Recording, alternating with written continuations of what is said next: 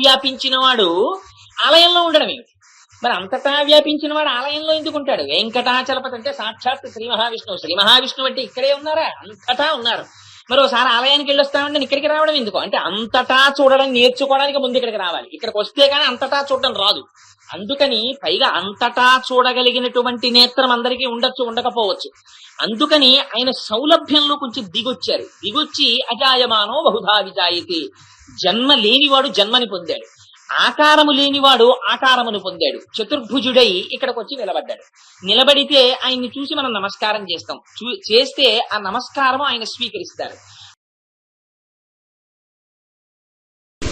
నిద్ర లేపడాన్ని ప్రారంభిస్తారు. నిద్ర లేపడాన్ని ప్రారంభించడం అంటే ఒక్కొక్కరిని తమతో తీసుకెళ్ళడానికి ఆ గోపికల్ని ప్రారంభించడం అనేటటువంటి ప్రక్రియ ప్రారంభం జరిగింది. ఇవాళ కూడా దాన్ని ఇంకొక గోపికని నిద్ర లేపుతారు. ఆ నిద్ర లేపుతూ అంటారు,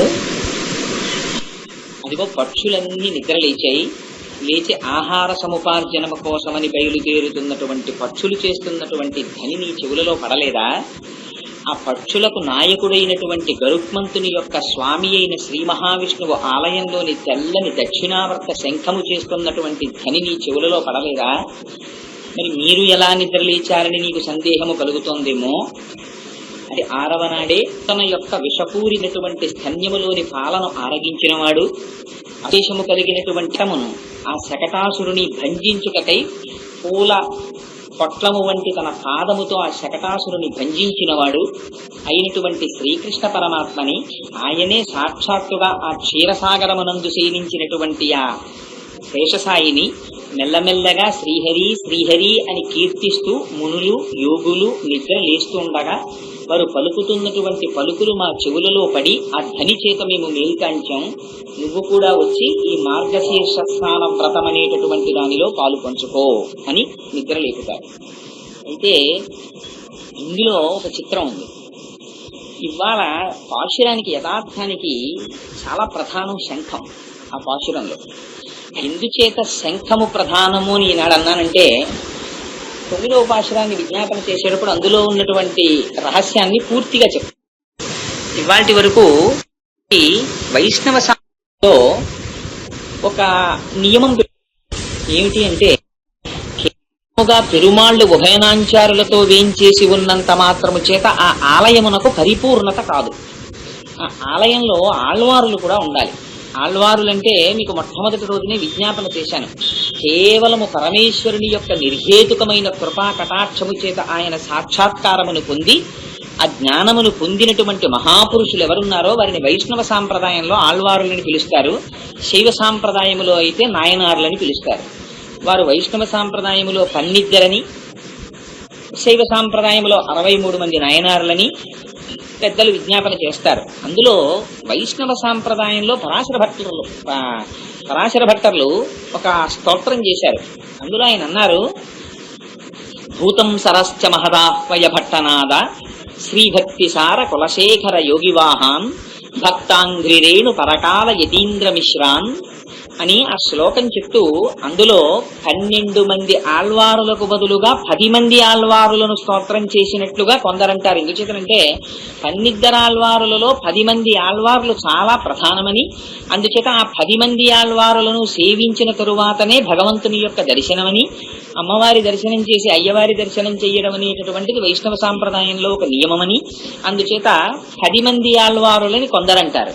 కానీ అందులో అదే శ్లోకంలో భూతం సరశ్చ మహదాహ్వయ భక్తనాద శ్రీభక్తి సార కులశేఖర యోగి వాహాన్ అన్న చోట్ల శ్రీ అనేటటువంటి అతన్ని వేరు చేసి చూపించి ఆ శ్రీకారము చేత గోదాదేవిని చేరుస్తారు. ఇక శ్రీభక్తి సార కులశేఖర యోగి వాహాన్ భక్తాంగ్రిరేణు పరకాల యతీంద్ర మిశ్రాన్ శ్రీమత్ పరాంకుశమునిం ప్రణతోస్మి నిత్యం అన్న చోట ఆ యతీంద్ర మిశ్రాన్ అన్న చోట ఆ మిశ్రాన్ అన్న మాటని వేరు చేసి మధురకవి ఆళ్వారిని చేరుస్తారు. చేర్చి మొత్తం 12 ఆళ్వారులు అని ఒక ఒక మంది ఆళ్వారులను సేవించారు. బహుశः తిరుప్పావై వ్రతం చేస్తున్నదే గోదాదేవి అయ్యుండడం కూడా ఒక కారణమై ఉండవచ్చు. అందుచేత ఇవాళ వాళ్ళు ప్రధానంగా స్తోత్రం చేస్తున్నటువంటి ఆళ్వారులు సరయోగి అనేటటువంటి ఒక మహానుభావుని స్తోత్రం చేస్తున్నారు. కంచి భారతదేశంలో చాలా విశేషమైనటువంటి క్షేత్రం. కంచికి ఒక ప్రాధాన్యత కాదు, దానికి ఎన్నో గొప్పతనాలు ఉన్నాయి. అది 8 గొప్ప పట్టణాల్లో ఒకటి. ఆ తరువాత విశేషించి ఏకాంబరేశ్వరుడుగా పరమశివ స్వరూపం ఉండడం, అక్కడే అమ్మవారి శక్తిపీఠం ఉండడం, కంచి పీఠం ఉండడం, వరదరాజస్వామి వారి దేవాలయం ఉండడం. ఆ కంచికి కరిశైలము అని ఒక పేరు. కరిశైలము అంటే ఏనుగు యొక్క ఆకృతి ఎలా ఉంటుందో ఆ కొండ అలా ఉంటుంది. చేత ఆ 2 దంతముల మధ్యలో ఉన్నటువంటి విమానం ఎలా ఉంటుందో ఆ విష్ణు విమానము అలా ఉంటుంది. వరదరాజస్వామి వారి దేవాలయం. ఆ క్షేత్రంలో ఆ పరమేశ్వరుణ్ణి కేవలముగా నమ్ముకుని జీవితాన్ని సాగించినటువంటి మహాపురుషులు ఎందరో ఉన్నారు. అందులో కేవలం ఇప్పటికీ ఒక 100 సంవత్సరాల క్రితం ఒక పరమ విష్ణు భక్తుడు ఒక ఆయన ఉండేవారు. ఆయన ఎంత గొప్ప విష్ణు భక్తుడంటే ఆయనకి భగవద్గీతలో అనన్యాస్ చింతయంతో మాం ఏ జనాః పర్యుపాసతే తేషాం నిత్యాభియుక్తానాం యోగక్షేమం వహామ్యహం అనేటటువంటి శ్లోకము పట్ల చాలా నిబద్ధత. ఆయనని నమ్ముకున్నవాడు తన ఉదర పోషణము కోసమని మళ్ళీ ప్రత్యేకమైన ప్రయత్నము చేసుకోవడమా, ఆయనే వచ్చి కాపాడతారని నమ్ముకునేవారు. నమ్ముకుని ప్రతిరోజు వెళ్లి ఆ వరదరాజస్వామి దేవాలయంలో భగవద్గీత విజ్ఞాపన చేస్తూ ఉండేవారు, వింటుండేవారు. నిజంగా ఆయన నమ్ముకున్నట్టే ప్రతిరోజు ఎవరో ఒకళ్ళు పట్టుకొచ్చి ఏదో కాయో పండో ఆ రోజు వండుకోవడానికి స్వయం పాకమో ఇస్తుండేవారు. ఆ ఇచ్చినటువంటి స్వయం పాకాన్ని వండుకుని తిన్నటువంటి ఆ మహానుభావుడు ఎన్నడూ కూడా ఇంకా మరునాటి కోసం ఆలోచన చేసేవారు కాదసలైన. ఆ రోజు ఎవరైనా ఏదైనా పట్టుకొస్తే ఆ రోజుకి తినడం, రేపటి రోజు అన్న దాని గురించి చింత లేదు. ఆ సాయంకాలం వెళ్లి వరదరాజస్వామి పెరుమాళ్ దగ్గర కూర్చుని భగవద్గీత చెప్పుకోవడం అంతే. ఇలా ఉండగా ఒకనాడు మధ్యాహ్నం అయిపోయింది, 3 అయిపోయింది, 4 అయిపోయింది, సాయంకాలం 6 గంటలకి ఈయన భగవద్గీత ప్రవచనం చేయవలసినటువంటి సమయం అయిపోతోంది. తెచ్చి స్వయం పాకం ఇచ్చినవాడు లేడు, భార్యా బిడ్డలు తాను ఆకలితో అలమటించిపోతున్నారు. అలమటించిపోతూ ఆయనకి కించెత్ ఆగ్రహం కలిగింది. ఇంత నమ్ముకున్నాను పరమాత్మని, కనీసం ఇవాళ నేను తినడానికి భోజనం కూడా దొరకలేదని ఆ భగవద్గీతని తిప్పి అందులో అనన్యాశ్చింతయంతో మాం ఏ జనాః పర్యుపాసతే అన్న శ్లోకాన్ని బొగ్గుతో గీసేశారు. ఆయన్ని నమ్ముకున్నాను, నాకు ఇచ్చింది ఏమిటి, ఇవాళ పూట భోజనం కూడా నాకు లభించలేదు అని సాయంకాలం అన్యమనస్కంగానే గీతా ప్రవచనం చేయడానికి దేవాలయానికి వెళ్ళారు. వెడితే సరే ప్రవచనం చేయడానికి వచ్చిన వారు కాబట్టి దేవాలయంలో ముందు స్వామి దర్శనానికి తీసుకెళ్తే స్వామివారి దర్శనానికి వెళ్ళేటప్పటికీ స్వామివారి ముఖమండలం మీద బొగ్గుతో గీతలు కనపడితే ఆశ్చర్యపోయి అదేమిటి ఇవాళ స్వామివారి ముఖమండలం మీద బొగ్గుతో గీతలు గీశారేమిటన్నాడు. ఇంకా అక్కడ అర్చకులు అన్నారు, మీకు బొగ్గుతో గీతలు ఏం కనపడుతున్నాయి, మాకేం కనపట్టలేదు, ఆయన చాలా ప్రసన్న వదనంతో ఉన్నారు స్వామి అన్నారు. ఏమిటి నాకు బొగ్గుతో గీతలు కనపడి చాలా వాడిపోయిన ముఖంతో కనపడుతున్నారేమిటి అనుకున్నారు. చిత్రం ఏమిటంటే ఆ రోజున స్వామివారు తనకి తినడానికి ఆహారము లభింప చేయలేదన్న ఆగ్రహంతో ఈయన ఉన్నప్పుడు పెట్టినా వాడే ఇచ్చినా వాడే, వాడు ఎందుకు ఇవ్వలేదో ఇవ్వాలని వాడికి తెలియదా, అమ్మ పెట్టకపోవడం కూడా ఒక్కొక్కనాడు అనుగ్రహమే, అందుకని వారే చూస్తారని వారి భార్య అన్నారు.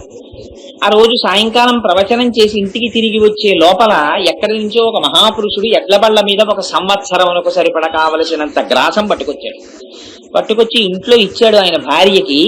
ఇచ్చి అమ్మా ఇది వారికి తినడం కోసం ఏర్పాటు చేశాం, 1 సంవత్సరం పాటు వారి ఇంకా ఏమీ చూసుకోక్కర్లేదు, భగవద్గీతని బొగ్గులతో గీసేయొద్దని చెప్పండి అని చెప్పి వారు వెనక్కి తిరిగి వెళ్ళిపోతుంటే ఆయన దిగబెట్టడానికి వచ్చింది ఆవిడ. దిగబెట్టడానికి వస్తే ఇంకా ఆయన గడప దాటుతుండగా వరండాలోనే ఉన్నవారు ఉన్నట్టుగా అంతర్ధానం అయిపోయారు.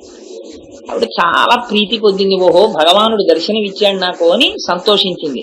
ఈ విష్ణు భక్తుడు వెనక్కి వచ్చారు. వస్తే ఇదిగో 1 ఏడాది పాటు గ్రాసం ఇచ్చారు, కానీ నేను చెబితే మీరు తొందరపడ్డారు, ఇది మనం తెలుసుకోవలసిన సత్యం. ప్రవచనం చేసే వాళ్ళందరూ మహాపండితులను అనుకుంటారేమో, అందులో నాలాంటి వాళ్ళు ఉంటారు. పుట్టినే చెప్పడం వరకే అసలు ఆచరణ ఏమి ఉండదు. అలా ఒక్కొక్క నాడు రోజు వచ్చి వినేటటువంటిది లేదా అప్పుడప్పుడు ఇంటి పట్టు నుండిపోయే భార్య తనకన్నా జ్ఞానంలో మెట్టు పైన ఉంటుంది. మరి తాను ఉందో లేదో నాకు తెలియదు కానీ అందుకని అలా ఆవిడికి దర్శనమైంది. తిరిగి వచ్చిన తర్వాత భార్య చెప్పింది. ఆయన తెల్లబోయి ఎంత పశ్చాత్తాపడ్డాడో తెలుసా అండి, భార్యకి ప్రదక్షిణం చేశాడు. ఎంత అదృష్టవంతురాలివే, ఇన్నాళ్ళు భగవద్గీత చెప్పాను కానీ ఈ నిబద్ధత నాకు కలగలేదు, నీకు కలిగింది, అందుకని పరమాత్మ నీకే దర్శనం ఇచ్చారు, నీ చేతికే అందించారని ప్రదక్షిణం చేశారు. అందుచేత అక్కడ ఆ వరదరాజస్వామి కోవెల, ఆ తర్వాత అక్కడే యథోక్తకారి అని ఇంకో కోవిలు ఉంది. దాన్ని ఆ ఆళ్వారుల యొక్క చరిత్రలో ఆయా పాశురములలో వచ్చినప్పుడు అనుసంధానం చేస్తాను. ద్వాపర యుగంలో పరమాత్మకి ఒక సంకల్పం కలిగిందిట. కలియుగంలో ఎందుచేతనంటే ఆయన అవతారం ప్రత్యేకించి ధర్మ సంరక్షణ కోసమని వచ్చి చేసేటటువంటి ప్రయత్నం ఏమి ఉండదు ఇక. ఎందుచేత అంటే కలియుగం అంతానికి వచ్చేసేటప్పటికి కల్కి అవతారం ఒకసారి వస్తుంది, వచ్చి ఇంక ఇంచుమించుగా లయం అయిపోతుంది. అందుకని ప్రత్యేకం అవతారం తీసుకుని రాక్షస సంహారం చేసి ధర్మ సంస్థాపన చేసేటంత సమయం లేదు. అందుకని జనులను ఉద్ధరించుట కొరకు ప్రత్యేకించి కలియుగంలో పుట్టేటటువంటి వాళ్ళందరూ కూడా కామక్రోధ లోభ మదమోహ మాత్సర్యముల చేత ఆవరింపబడి ఉంటారు కనుక, తొందరగా అజ్ఞానానికి వశులైపోయి ఉంటారు కనుక, ఇటువంటి వారిని కాపాడడం కోసం నేను నా ఆయుధములను పంపిస్తానన్నారట. ఆ ఆయుధములను పంపడంలో స్వామివారు మొట్టమొదట తన శంఖాన్ని పంపించారు ద్వాపర యుగం చివరలో. అలా పంపిస్తే ఆ శంఖం వచ్చింది మొదట. వచ్చి ఈ యథోక్తకారి దేవాలయంలో, కంచి పట్టణంలో ఆ యథోక్తకారి దేవాలయంలో ఉన్నటువంటి సరోవరంలో ఒక బంగారు తామర పుట్టింది. ఆ తామర పువ్వులో ఒక పిల్లవాడు పడుకుని ఉన్నాడు. చూసిన వాళ్ళు ఆశ్చర్యపోయారు, ఇదేంటి కొలనులో ఒక బంగారు తామరలో ఒక పిల్లవాడు ఉండడమా అని. ఆ పిల్లవాడిని పైకి తీసుకొచ్చారు. ఆయన పుట్టినటువంటిది సరస్సులో కాబట్టి ఆయనకి సరోయోగి అని పేరు పెట్టారు. ఆయన్నే కాసార యోగి అని కొందరు పిలుస్తారు, ఆయన్నే పోహై ఆళ్వార్ అని కొంతమంది పిలుస్తారు. సరే, ఏది ఏమైనప్పటికీ ఆయన సరోవరంలో పుట్టడం వెనకాతల పరమాత్మ యొక్క లక్ష్యం వేరు. మనందరం తపించిపోయి ఉంటాం సంసారంలో. ఈ తపించిపోయి సంసారమునందు మగ్గునులైనటువంటి వారిని ఉద్ధరించడం కోసమని మొట్టమొదట తన శంఖము యొక్క అంశని పంపించారు. ఆయన వచ్చి మహానుభావుడు ఈ జాతిని ఉద్ధరించడం కోసమని ఎన్నో విషయాలను చెప్పి ఉన్నారు. నేను ఈ మధ్య విశాఖపట్నంలో వేదాంత దేశికుల వారి మీద ప్రసంగం చేయడానికి తిరుమల తిరుపతి దేవస్థానం వారు పిలిస్తే వేదాంత దేశికుల వారికి సంబంధించిన విషయాలే అసలు ఎక్కువ నాకు లభించలేదు. ఆ ఉపన్యాసం చెప్పడానికి నేను ఇన్ని చోట్ల ప్రయత్నం చేసి మొత్తం మీద ఆ గ్రంథాలు సమీకరించి చదివి వెళ్ళి చెప్పవలసి వచ్చింది అనుకోండి, అది వేరు విషయం. ఏదో చెప్పాం, వాళ్ళు సంతోషించారు, వచ్చేసాను. కానీ ఎందుకు చెప్తున్నానంటే, మరి ఆ సరోయోగి మహానుభావుడు, ఆయన మొట్టమొదట వచ్చినటువంటి ఆళ్వారు, ఆయన ని ఇవాళ కీర్తిస్తోంది తల్లి. అసలు మొట్టమొదటి ప్రయోజనం వైష్ణవులు దేవాలయంలోకి ప్రవేశించినప్పుడు ఆ ఆళ్వారులని మొట్టమొదట సేవిస్తారు. ఎందుచేత అంటే మొట్టమొదట మహాపురుషుల యొక్క భాగవతుల యొక్క అనుగ్రహము ప్రసరిస్తే భగవంతుని యొక్క అనుగ్రహమును పొందడము తేలిక అని. అందుకని ఆ ఆళ్వారులలో మొదటి వారు కనుక, ఆయన శంఖము యొక్క అంశలో వచ్చిన వారు కనుక ఇవాళ తల్లి ప్రత్యేకించి శంఖము గురించి మాట్లాడుతుంది. అందుకని ఆ పాశురం చెప్పడంలో ఎంత చిత్రమైన మాట అందంటే, ఆ మొదలు పెట్టడమే అలా మొదలు పెట్టింది. పక్షులు ఆహార సముపార్జనకై తెల్లవారిందని బయలుదేరి వెళ్లేటప్పుడు చేసినటువంటి ధనులు నీ చెవులలో పడలేదా అని అడిగింది. ఇక్కడ పక్షి అంటే మీకు గత 2-3 రోజులుగా నేను విజ్ఞాపన చేస్తున్నాను. పక్షి అంటే మహాపురుషుణ్ణి సూచిస్తారు. ఆ పక్షికి 2 రెక్కలు ఉంటాయి. ఈ పక్షి చెట్టు మీద ఉంటుంది. దీనికి తెల్లవారిందని ఎవరు చెప్తారో మనకి తెలియదు. అది శీతాకాలం అవనివ్వండి, వేసంకాలం అవనివ్వండి, ఏ కాలం అవనివ్వండి, అది తెల్లవారుజామున నిద్రలేస్తుంది. లేచినటువంటిది మౌనంగా ఉండదు, ఏదో ఒక కూత కూస్తుంది. ఆ కూత కుయ్యడం పక్షికి సహజంగా వచ్చిన అలవాటు. అది కృతకంగా నేర్చుకున్నది కాదు, ఇది తెలుసుకోవాలి. కృతకంగా నేర్చుకుని వచ్చి మాట్లాడినది కాదు, సహజముగా పరమేశ్వరుడు ఇచ్చిన అలవాటు పక్షికి కూత. అది పరమేశ్వరుని పనుపున వచ్చిన పక్షి. ఎవరు? ఆ సరోయోగి. దేని కొరకు? కూత కుయ్యడానికి. ఏ కూత? చీకటిలో మగ్గునులైనటువంటి వారిని జీవితాన్ని తెల్లవార్చుకోండి, లేవండి అని లేపడానికి. చీకట్లో ఏమవుతుంది? ఏమీ తెలియదు, తమోగుణం ఆవరిస్తుంది. కారణ శరీరంతో సుషుప్తిలో ఉండిపోతాడు. ఆ ఉండిపోతే ఏమీ తెలియదు, అజ్ఞానావస్థ. అటువంటి అజ్ఞానావస్థలో చీకటిలో సర్వము లయమైపోయినటువంటి పరిస్థితి ఎలా ఉంటుందో, అజ్ఞానం చేత ఆవరింపబడినటువంటి మన దశ అలా ఉంటుంది. అటువంటప్పుడు మన నిద్ర లేపి అది చిట్ట చివరి రాత్రి అనగా చిట్ట చివరి జన్మ చెయ్యడానికి మహాపురుషుల యొక్క మాటలు చెవులలో పడాలి ముందు. అందుకని భక్తికి శ్రవణంతో మొదలు. శ్రవణం, కీర్తనం, విష్ణోహ స్మరణం, పాదసేవనం, అర్చనం, వందనం, దాస్యం, సఖ్యం, ఆత్మనివేదనం. ఆయన ఎక్కడో ప్రత్యేకం నేర్చుకుని వచ్చి చెప్పినది కాదు. కూత కుయ్యడం పక్షికి ఎంత సహజమో మహాపురుషులకు అది ఎంత సహజం. వారు ఏమి కోరుకుంటారు? వారు ఆకాశమునందు విహరిస్తూ ఉంటారు. నిన్నటి నుంచి చెప్తున్నాడు, జ్ఞానము ఆచరణ ఈ రెండూ ఉండాలి మహాపురుషులకు. లోపల జ్ఞానం ఉండాలి, దానికి తగినట్టుగా పైన నడువడి ఉండాలి. ఈ రెండే రెండు రెక్కలు. ఈ రెండు రెక్కలలో ఏ రెక్క లేకపోయినా వాళ్ళు ఎగరలేరు. అందుకని రెండు రెక్కలతో సంతతము విహరిస్తూ ఉంటారు. అలా విహరించేటటువంటి స్వభావం ఉన్నటువంటి పక్షి కూస్తోంది. పక్షులు కూస్తాయి, కానీ ఆ కూసినటువంటి కూతలు చెవులలో పడాలంటే నీ మనస్సు అక్కడికి వెళ్ళాలి. ఇంటి నిండా, ఇంటి చుట్టూ చెట్లు ఉంటాయి, ఆ చెట్ల నిండా పక్షులు పొద్దున్నే కూస్తుంటాయి. అందుకే మీకు సుప్రభాతం దగ్గర నుంచి కూడా పక్షులతో ప్రారంభం చేస్తారు. ఆఖరికి మీరు వెంకటేశ్వర సుప్రభాతం తీసుకోండి, ఏది తీసుకోండి, అందులో ప్రత్యేకించి పక్షుల గురించి చెప్తారు. అదిగో చిలుకలు అరుస్తున్నాయి, ఆ చిలుకలు ఒకదాని నోట్లో ఒకటి ఆ పళ్ళ యొక్క రసాన్ని అందించుకుంటున్నాయి, స్వామి నిద్రలే అని పిలుస్తుంటారు. ఆ పక్షుల యొక్క కూతల్ని వినగలగాలంటే ఏమిటి? బాహ్యమునందు పక్షుల కూతలు కాదు, పక్షి కూత తెల్లవారిపోతోందని గుర్తు. అలా ఇక్కడ మనం ఆ పక్షి కూస్తోంది, కానీ వినడం మీ ప్రయోజనం. మీరు చెవి ఒగ్గి వినడం మొదట చెయ్యవలసిన శ్రవణం. ఇది నీ చెవున పడడం లేదా అని అడుగుతోంది అమ్మవారు. నీ చెవిన పడడం లేదా అంటే పక్షి కుయ్యడం తన ప్రయోజనమని భావించి కూస్తోంది. అంత కష్టపడి జగత్తుని ఉద్ధరించడం కోసమని మహాపురుషులు ప్రవచనం చేస్తున్నారు. వారు నోరు విప్పి మాట్లాడుతున్నారు. ఆ మాటలు నువ్వు చెవి ఒగ్గి వినడం లేదా? లేచిరా. ఆవిడ తక్కువదేం కాదు. ఏమండి, వీళ్ళందరూ గోపికలు కలిసి మార్గశీర్ష స్నానం చేస్తుంటే ఒక ఆవిడ నిద్రపోవడం ఏమిటి, మిగిలిన వాళ్ళు లేపడం ఏమిటి? అలా ఎలా కుదురుతుంది? అంటే అందులో తిరుప్పావైలో చెప్పబడుతున్నటువంటి గోపికలు ఒక్క స్థాయిలో వాళ్ళు కారు. అందులో అనేక రకములైనటువంటి అర్థములను నిక్షేపించారు. ప్రవాహములో దిగుతారు అందరూ కలిసి. అప్పటి వరకు ఎవరికి వాళ్లే 10 మంది కలిసి మంచి ఒరవడితో ప్రవహిస్తున్న గోదావరిలో స్నానం చేద్దామని దిగుతారు. అందరి ప్రయోజనం స్నానం చేయడమే. 2 మెట్లు దిగే వరకు ఎవరి మానాన వారు దిగుతారు. 3వ మెట్టు దిగుతుంటే మంచి వేగంతో వస్తుంటుంది గోదావరి, కాళ్ళు తోసేస్తుంటుంది. అప్పుడు ఒకరి చేతులు ఒకరు పట్టుకుంటారు. ఏమిటి ఒకరి చేతులు ఒకరు పెట్టుకోవడం ఎందుకు? ఎవరి స్నానం వాళ్ళు చేసేదానికి. అంటే ఆ భగవంతుని యొక్క గుణానుభవముతో కూడినటువంటి ప్రవాహ వేగమును తట్టుకోవడానికి కూడా, దానికి కూడా ఒకరితో ఒకరు మాట్లాడుకోవడం, ఒకరితో ఒకరు కలిసి ఉండడం, ఇవన్నీ ప్రయోజనకరం. అందుకని సామూహికానికి ఫలితం ఎక్కువ. ఆ కారణం చేత ఇవాళ అటువంటి భగవంతుని యొక్క గుణానుభవంలో కొంతమంది మగ్నులైపోయే అసలు స్పృహ తెలియని స్థితిలో ఉన్నారు.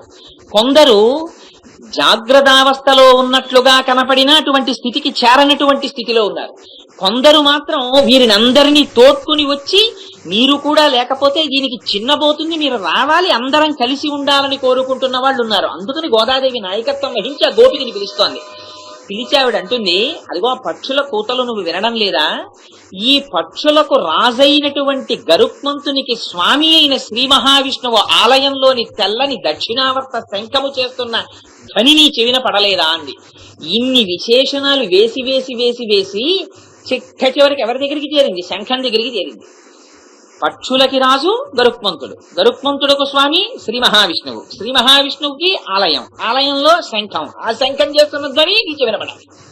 ఎవరి దగ్గరికి వెళ్ళింది అంటే మొట్టమొదట ఆళ్వారులలో ఆ మొదటి వారైనటువంటి సరోయోగిని గురించి మాట్లాడుతోంది. ఆయన శంఖము అంశ కనుక వాళ్ళ శంఖము గురించి ఆవిడ ప్రత్యేకించి అమ్మవారు తన యొక్క దృష్టిని సారించింది.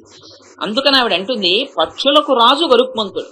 పక్షులకు రాజు అంటే ఈ పక్షులనగా జ్ఞానులు, పక్షులనగా మహాపురుషులు. వీళ్ళందరికీ ప్రమాణం ఏది? వేదము. ఆ వేదం ఏం చేస్తుంది? పరమేశ్వరుణ్ణి వహించి తీసుకొస్తుంది. గరుత్మంతుడు వచ్చాడంటే భగవానుడు వచ్చాడని గుర్తు. గరుడు సర్వకాలములయందు భగవంతుణ్ణి వహిస్తాడు. అలా గరుత్మంతుడు భగవంతుణ్ణి వహించడం అంటే వేదము భగవంతుణ్ణి ప్రతిపాదిస్తుంది. వేదము కన్నా ప్రమాణము మనకొకటి ఇంకొకటి లేదు. అందుకని విద్ అంటే తెలిసి కొనుట. విద్ అనేటటువంటి ధాతువులోంచి వేదము. వేదము అంటే తెలుసుకొనడానికి ప్రమాణము, అది కన్నా వేరొకటి లేదు. అటువంటి వేదం ఏం చేస్తోంది? ఆ భగవానుణ్ణి ప్రతిపాదిస్తోంది. ఇంత ప్రతిపాదించి చివరికి ఏమంది? నా వల్ల కాదయా, ఎతో వాచో నివర్తంతే అప్రాప్య మనసాసహ. ఎక్కడ వాక్కు మనస్సు పని చెయ్యవో అక్కడ భగవానుడు ఉన్నాడని వేదం కూడా చేతులెత్తేసింది. అంటే వేదం కూడా ఎక్కడి వరకు చెప్తుంది. అందుకని మొట్టమొదటి పాశురంలో మార్గశీర్ష స్నానం అంటూ ఉండడానికి కారణం అది. వేదం కూడా ఎక్కడి వరకు చెప్తుంది? ఒక అడ్రస్ చెప్తుంది భగవానుడిది. అబ్బాయి ఇదిగో ఈ మార్గంలో వెళ్ళు, ఇలా ఇలా ఇలా ఇలా నువ్వు ఈ మార్గం గుండా ప్రయాణిస్తే నువ్వు భగవంతుణ్ణి తెలుసుకోగలుగుతావు అని చెప్తుంది. అయితే ఆ మార్గం గుండా ప్రయాణించి వెళ్ళినంత మాత్రం చేత భగవానుని యొక్క దర్శనం అయిపోతుందన్నటువంటిది మాత్రం యథార్థం కాదు. యథార్థం కాదంటే ఖచ్చితంగా అయిపోతుందని ఏం లేదు. మళ్ళీ అలా అటువంటి దర్శనాన్ని పొందడానికి భగవంతుని యొక్క అనుగ్రహమే చిట్ట కావలసింది. ఆయన ఇది మార్గమునకు శీర్షం. ఆయన అనుగ్రహము తోడైందా అప్పుడు భగవంతుని యొక్క ప్రత్యక్ష అనుభూతిని లేదా అపరోక్షానుభూతిని, ఆ బ్రహ్మానందాన్ని పొందగలుగుతారు. అందుకని ఇవాళ ఆవిడ అంటుంది, అదిగో ఆ గరుత్మంతుడు ఆ వేదమున్నదే, ఆ వేదమునకు స్వామి అయినటువంటి ఆ శ్రీ మహావిష్ణువు ఉన్నారే, విష్ణువు అంటే సర్వవ్యాపకుడు. ఇక్కడున్నాడు అక్కడ లేడు అని చెప్పడానికి వీలు లేదు. ఎందుకని అంతటా ఉన్నాడు. ఒక ఇనప కర్రని తెచ్చి, ఒక ఇనప ఊచని తెచ్చి అగ్నిహోత్రంలో పెట్టారనుకోండి, అది వేడెక్కుతుంది. వేడెక్కిన తర్వాత అక్కడ పెడితే ఇప్పుడు వేడి ఎక్కడుంది అని అడిగితే మీరు ఏం చెయ్యాలి? ఎక్కడుందని చెప్పాలి? ఇనప ఊచలో. ఇనప ఊచ అంతటా వేడుంటుంది. అంటే ఇక్కడే వేడుందండి, ఇక్కడ వేడుందండి, ఇక్కడ వేడుందండి అని ఉండదు. ఊచంతా వేడెక్కిపోయినట్టు. కానీ వేడి పైకి కనపడుతుందా? కనపడదు. ఊచ కనపడుతుంది. వేడి లోపల ఉంటుంది, ముట్టుకున్నప్పుడు తెలుస్తుంది. అలా నామరూపాత్మకమైనటువంటి జగత్తు పైకి కనపడుతూ ఉంటుంది, లోపల వ్యాపించి పరమాత్మ ఉంటారు. ఆ ఇనప ఊచలో అగ్నిహోత్రములా, పాలలో నీతిలా ఆయన ఉంటారు.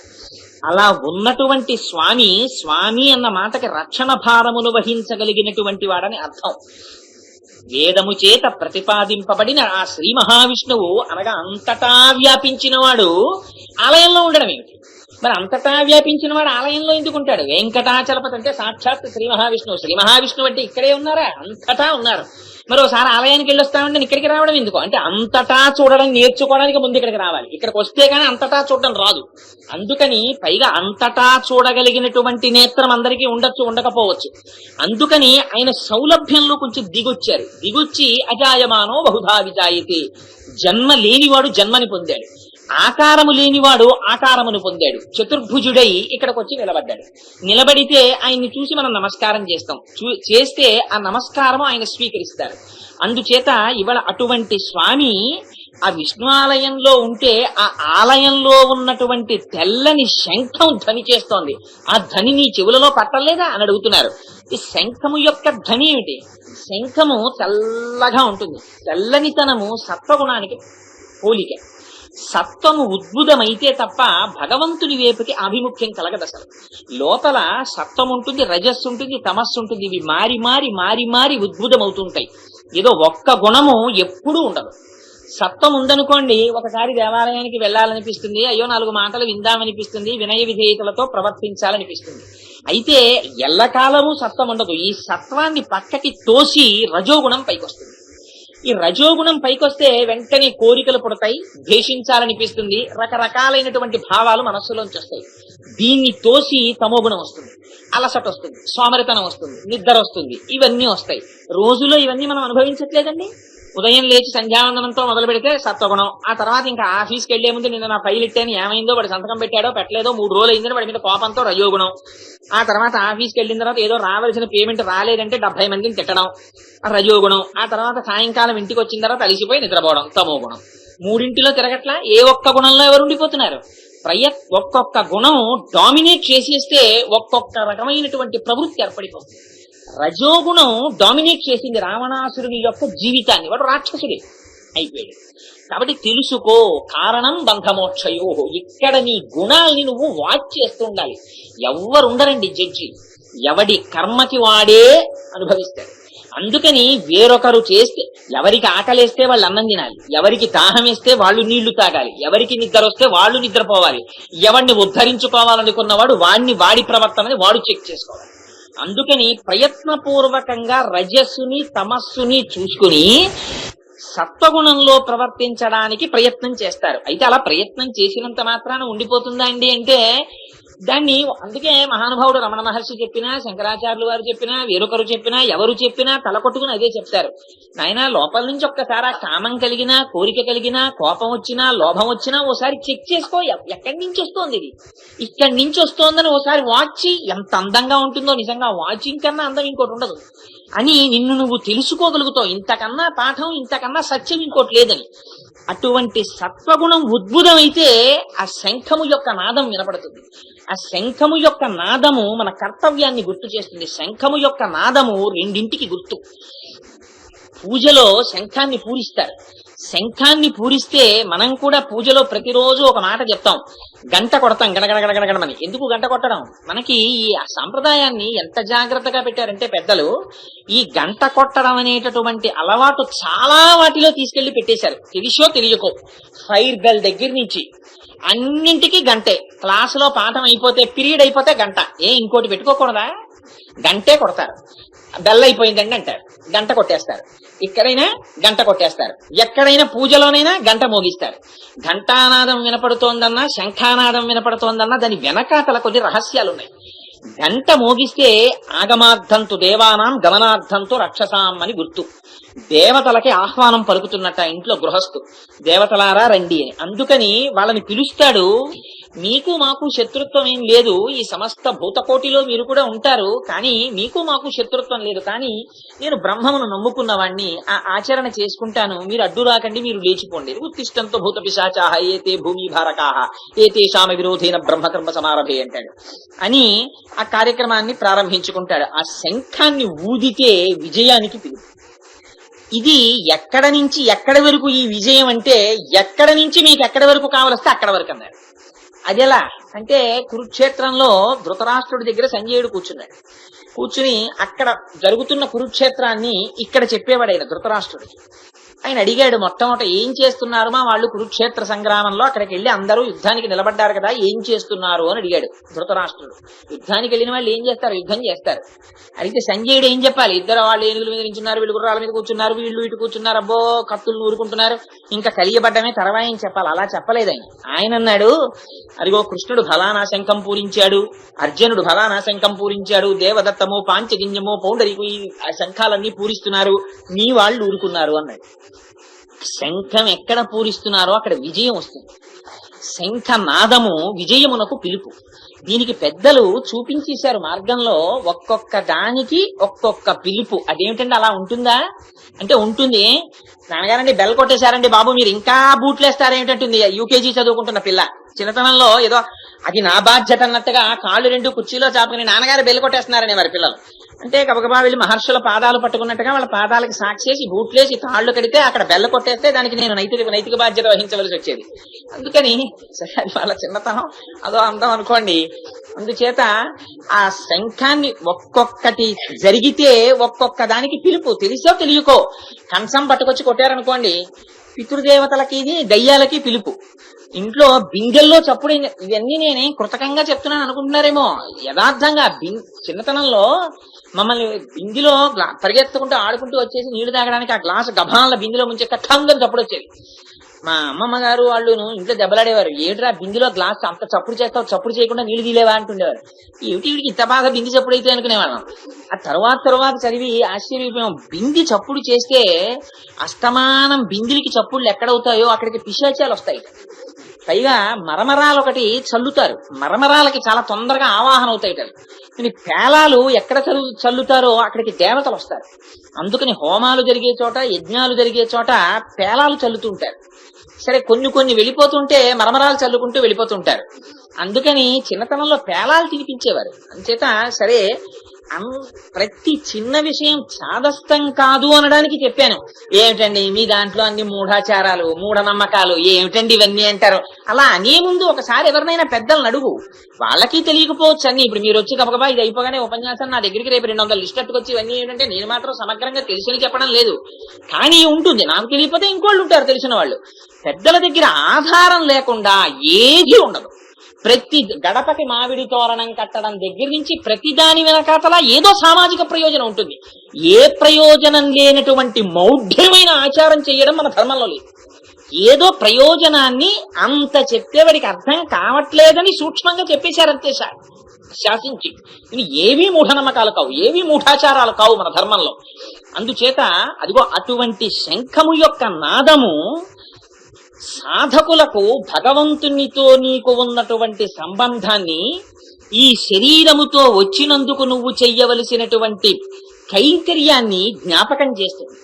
ఎందుచేత ఈ ఉపాధిని స్వీకరించే ముందు మనం ఒక పెద్ద ప్రమాణం ఒకటి చేసి బయటికి వస్తాం. ఎందుచేత అంటే అసలు వీడికి ఉపాధి లేదు. ఎప్పుడో బయటికి వెళ్ళిపోయేటప్పుడు ఇందులోంచి ఈ పంచేంద్రియాలని, ఇవన్నీ మనస్సుని, వీటినన్నింటినీ పట్టుకుని శరీరంలోంచి బయటికి వెళ్ళిపోతాడు. ఏదో ఒకనాడు బయటికి వెళ్ళిపోయి అలా వెళ్ళిపోయినటువంటి వాడు ఆ వెతుక్కుని ఆ కొన్నాళ్ల పాటు వేరు లోకాల్లో ఉండి తుటకు వేరొక ఉపాధిలోకి ప్రవేశిస్తాడు. ప్రవేశించిన తరువాత మాత్రం అంత తొందరగా ఉపాధి బయటికి రాదు. మిగిలినటువంటి పశుపక్షాదుల మాట విడిచిపెట్టండి, వాటికి బుద్ధి లేదు కనుక వాటితో ఇబ్బంది లేదు. కానీ మనుష్య జన్మలో అమ్మ కడుపులోకి ప్రవేశించిన తరువాత ఎంత బాధపడతాడో, అందుకనే గర్భస్థ నరకమని పిలిచారు దాన్ని. గాఢాంధకారం, కన్ను పొడుచుకున్నా ఏమీ కనపడదు. అమ్మ తినకూడనివన్నీ తింటుంది. ఆ లోపల వాడి మలమూత్రములు వాడు విసర్జించేస్తాడు. వీటన్నింటిలోంచి సూక్ష్మజీవులు కుట్టేస్తూ ఉంటాయి. చూద్దామంటే కనపడదు. కాసేపు పూజ చేసుకుందామని ఇలా కూర్చుంటేనే అబ్బో మోకాళ్ళు నొప్పులు, పిక్కల నొప్పులు ఎట్టేస్తున్నాయండి, ఇంతసేపు కూర్చోవడమా, ఏదో అరగంటలో అయిపోతుంది అనుకున్నాం, ఇంతసేపు పడుతోంది ఏమిటండి అని. ఇప్పుడు అంతా మన చిత్రం అంతా ఎంత గొప్ప సాంప్రదాయంలోకి వచ్చేసామంటే మనం ఇవాళ మన ఏదైనా క్రతువు మొదలు పెట్టగాని ఎక్కడైనా ఫస్ట్ కాన్సన్ట్రేషన్ దేని మీద అంటే 12 అయ్యేటప్పటికి భోజనాలు అయిపోవాలండి, ఓ గంటలో అయిపోతుందా అని అడుగుతాం. దేనికైనా సూక్ష్మం, ఆయనకి ఏం పోయింది అలాగే అయిపోతుంది, అరగంటలోనే అయిపోతుంది. కానీ నువ్వు దేనికోసం అది మొదలుపెట్టింది అది మరిచిపోయేటటువంటి స్థితికి వెళ్ళిపోయాం. అందుచేత అలా కాళ్ళు చేతులు కదలనటువంటి స్థితిలో అమ్మ కడుపులో ఇలా ముడిచిపెట్టుకుని కూర్చుని ఉంటాడు. ఈ కూర్చునున్న వాడికి పూర్వజన్మ స్మృతి కలుగుతుంది. ఇన్ని ఉపాధులు ఇచ్చాను రా నీకు, ఇన్నిసార్లు శరీరం ఇచ్చాను, ఒక్కనాడు దీన్ని భగవత్ కైంకర్యానికి నువ్వు వాడేవా? దీనికి భగవంతుడికి ఉన్న సంబంధం ఏమిటో ఎప్పుడైనా ఆలోచించావా? దీని లోపల ఉండి చేయిస్తున్నవాడు ఎవరో ఎప్పుడైనా గమనించావా? ఒక్కనాడు చేయలేదు. కొన్ని కోట్ల ఉపాధులు వెళ్ళిపోయాయి. మళ్ళీ ఇవాళ ఉపాధి అడుగుతున్నావు అంటే వీడు ప్రతిజ్ఞ చేస్తాడు, స్వామి ఈ ఒక్కసారి నన్ను బయటికి తోసేశావా, ఇంకా ఈ జన్మలో మాత్రం ఎట్టి పరిస్థితుల్లోనూ మళ్ళీ దాటిపోను స్వామి. అందుకే దేవాలయాలకి పెరకద్వారాలు ఉండవు. ఆలయం లోపలికి వెడితే ఇలా దర్శనం చేసుకుంటే అలా పెరట్లోంచి వెళ్ళిపోతామంటే అక్కడ తలుపెట్టేయకూడదా అంటే తలుపెట్టరు. ఇలా వెళ్ళి ఇలా రావాలి దర్శనం చేసుకుని. మన అందరి జీవితాన్ని చూపిస్తుంది ఆగమశాస్త్రం కూడా. అందుకే అంత జాగ్రత్తగా కట్టారు దేవాలయాలను కూడా. ధ్వజస్తంభాలు అందుకే పెడతారు. ముందు ఆ గరుత్మంతుడి దర్శనం, వేదము యొక్క ప్రమాణమును అంగీకరించడం, ధ్వజస్తంభానికి నమస్కారం చేయడం. వేద ప్రమాణమును అంగీకరించకపోతే భగవద్ దర్శనమునకు యోగ్యత లేదు. ధ్వజస్తంభానికి నమస్కారం చేసిన తరువాత దేవాలయ ప్రవేశం. ఆ లోపలికి వెళ్ళిన తరువాత వీడు ఉపాధితో పైకొచ్చి మరిచిపోయి మళ్ళీ భార్య బిడ్డలు తల్లి తండ్రి అన్ని మొదలు. నిజంగా ఎంత ఆశ్చర్యకరం అంటే లోపలికి వచ్చే ముందు, ఈ లోకంలోకి వచ్చే ముందు ఒక్కరితో పరిచయం ఎవ్వరితో ఉండదు. ఒక్కడొస్తాడు, ఎంత మందితోటో సంబంధాలు ఎట్టుకుంటాడు. ఇంత మందితో సంబంధం పెట్టుకోవడం అంటే ఏమిటో తెలుసా అండి? ఇంత మందికి మీ మనస్సు ఇవ్వడం. లేకపోతే మీకు సంబంధం ఎలా వచ్చింది? మీ మనస్సులోకి వచ్చారు కాబట్టి మీకు సంబంధం వచ్చింది. నాకు పబ్లిక్ రిలేషన్స్ ఎక్కువ అంటాడు. ఈ మాట నువ్వు ఎంత అంటుంటే అంత మందికి నీ మనస్సు ఇస్తున్నట్టు. అసలు ఈ మనస్సు అనేదాన్ని ఇచ్చిన వాడు ఉన్నాడు చూసారా, వాడికి పొరపాటున కూడా ఇవ్వడం. అసలు అక్కడ ఇస్తే ఇంక అసలు ఇబ్బంది లేదు. కానీ ఎట్టి పరిస్థితుల్లో అక్కడ ఇవ్వడు. దీన్ని ఇవ్వకుండా మిగిలిన వాళ్ళందరికీ దీన్ని ఇస్తుంటాడు. ఇచ్చి పైగా నేను ఇచ్చేశాను, నా దగ్గరుందా, ఇంకా నా బతుకే ఉందని మీదో షాల్ వేసుకుని ఎండు చెట్ల కింద తిరగడం అవుతుంది. నీ అల్లరంతా ఎక్కడి నుంచి వచ్చింది? నువ్వు చేసిన ప్రమాణం మర్చిపోయావు. ఆ శంఖం జ్ఞాపకం చేస్తుంది. నువ్వు ఎందుకు వచ్చావో తెలుసా ఈ ప్రపంచంలోకి? నీకు భగవానుడికి ఉన్న సంబంధం ఏమిటో తెలుసా? ఇది మరిచిపోతున్నావు కలియుగంలో. ఇది చెప్పడానికి సరయోగొచ్చారు. మొట్టమొదట స్వామి మనయందు వాత్సల్యంతో ఆయన శంఖాన్ని పంపించారు. పంపిస్తే ఆ సరయోగిగా వచ్చి ఆయన ఎన్నో విషయాలను విజ్ఞాపన చేశారు. అవన్నీ మనం ఉద్ధరించడానికి వచ్చాయి. ఆ లక్షణం స్వామి శంఖానికి ఉంటుంది. అందుకని ఆ శంఖం ప్రణవాన్ని పలుకుతుంది, ఓం అని. ఆ ఓంకారం చేత మనకి భగవానుడికి ఉన్న సంబంధాన్ని, మనం భగవత్ కైంకర్యము చేయకపోవడము చేత ఈ శరీరములో ఉండి కూడా ఎంత విలువైన దాన్ని పోగొట్టుకుంటున్నామో మనకి చూపిస్తుంది. అంతవరకు ఎందుకండి 84 లక్షల ఉపాధులు ఉన్నాయి ఈ ప్రపంచంలో. 84 లక్షల ఉపాధులు 4 రకాలుగానే పుట్టాలి. జరాయుజములు, అండజములు, స్వేదజములు, ఉద్భుజములు. జరాయుజములు అంటే మావితో పుట్టాలి, అండజములు అంటే గుడ్డులోంచి పుట్టాలి, స్వేదజములు అంటే చెమటలోంచి పుట్టాలి, ఉద్భుజములు అంటే భూమిని చీల్చుకుని పుట్టాలి చెట్లు, స్వేదజములు అంటే పేలు చెమటలోంచి పుడతాయి. అన్ని భూమికి అడ్డంగా పుట్టి అడ్డంగా పెరుగుతాయి. చెట్లు పక్కన పెట్టండి, ఒక్క మనుష్య శరీరం మాత్రం భూమికి అడ్డంగా పుట్టి నిలువుగా పెరుగుతుంది. ఎందుచేత ఇంతకు ముందు ఎన్ని అడ్డదిడ్డమైన తిరుగుళ్ళు తిరిగినా ఇప్పుడు నువ్వు ఫైనల్ ఎగ్జామినేషన్కి వచ్చావు ఈ ఉపాధితో. దీంట్లో ఉన్నావు కాబట్టి నీకు లోపలికి అడ్మిషన్. ఒక కుక్కకి ఉపాధి ఉంది, అందులో పంచభూతాలే ఉన్నాయి, ఇందులోనూ పంచభూతాలే ఉన్నాయి. మీకు సమస్త పిపీలికాది పర్యంతంలో పంచభూతాలు తప్ప వేరొకటి ఏమీ ఉండదు. శరీరం పంచీకరణము అని చూపిస్తారు ఎలా వస్తుందో ప్రపంచం. అయినప్పుడు కుక్క దేవాలయంలోకి వెళ్ళిపోతుంటే మనం ఊరుకుంటామా? చీచీ చీచీ అని బయటికి పంపించేస్తాం. ఒక ఆవు దూడ ఇలా వచ్చిందనుకోండి, ఏమో పూర్వజన్మ సంస్కారం వచ్చిందనుకోండి, మనం లోపలికి వెళ్ళనివ్వం, బయటికి పంపిస్తాం. ఒక పిల్లిని వెళ్ళనివ్వం, ఒక పక్షిని వెళ్ళనివ్వం. కానీ వాటికన్నా హీనమైన సంస్కృతి ఇక్కడ ఉన్న ఈ ఉపాధిలో ఉన్నందుకు లోపలికి రాణిస్తాం. అందుకని ఎంత గొప్ప ఉపాధి ఆ కోణంలో చూసినప్పుడు ఇది. ఇటువంటి ఉపాధితో వచ్చి నువ్వు భగవానుడికి చేస్తున్న కైంకర్యం ఎంత నీ జీవితంలో దీని గురించి నేను బ్రహ్మవాదిని వ్యాఖ్యానం ఒక వ్యాఖ్యానం చదివాను. చదివితే నిజంగా ఇంకా వేరే ఏం అక్కర్లేదు, మెల్లగా ఏం మాట్లాడలేదు ఆవిడ బాగా ఇనపకర్రోటి కాల్చి వాతలెట్టి మాట్లాడింది ఆ పుస్తకంలో. ఒక రోజు ఉదయం నిద్ర లేచిన దగ్గర నుంచి నిస్వార్థంగా ఏ కోరిక లేకుండా నీ భార్యతో ఎంతసేపు మా ఆవిడని, మా బుజ్జిని, మా కన్నని రకరకాల పేర్లెట్టుకుని పిలుచుకుని భార్యతో గడిపావో, ఎన్ని ముద్దు పేర్లెట్టుకుని పిల్లలతో గడిపావో, ఎన్ని ముద్దు పేర్లెట్టుకుని ప్రపంచంతో గడిపావో, కడుపులో ఎంత ద్వేషం పెట్టుకుని ఇతరులతో కలిసి ప్రవర్తించావో, ఎంతసేపు నిష్కల్మషంగా భగవంతుడి దగ్గరికి వెళ్ళి నిలబడ్డావో లెక్కవి. 24 గంటల్లో ఎన్ని సెకండ్లు నువ్వు భగవంతుడి దగ్గర నిలబడుతున్నావు. అలాగా in terms of hours and minutes ఒక జీవి కాలంలో ఎంత కాలం నీకు భగవంతుడికి ఉన్న అనుబంధాన్ని యథార్థంగా నువ్వు అనుభవిస్తున్నావు. కోట్ల ఉపాధి వచ్చినటువంటి సమయం వెళ్ళిపోవట్లేదు. ప్రత్యాయాంతికటాహ పునర్న దివసాహ కాలో జగద్దక్షక లక్ష్మీస్తో యతరంగ భంగ చపలా విద్యుచ్చలం జీవితం తస్మాన్ మాం శరణాగతిం కరుణయాత్వం రక్ష రక్షాధున. ఇది చెప్పడానికి వచ్చారు సరయోగి. అందుకనైన నీటిలోని తామరలో పుట్టారు. బురదలో ఉంటుంది తామర, కానీ సూర్యుడిని అభిముఖంగా చూసుకుని వికసిస్తుంది. సంసారములో ఉన్నట్టుంటారు, కానీ బ్రహ్మమును అనుసరిస్తారు, జ్ఞానమును కోరుకుంటారు. పంకమునకు పువ్వు తగలదు, పంకము పైన పువ్వు విరుస్తుంది, కానీ ఉండేది బురదలోనే ఉంటుంది.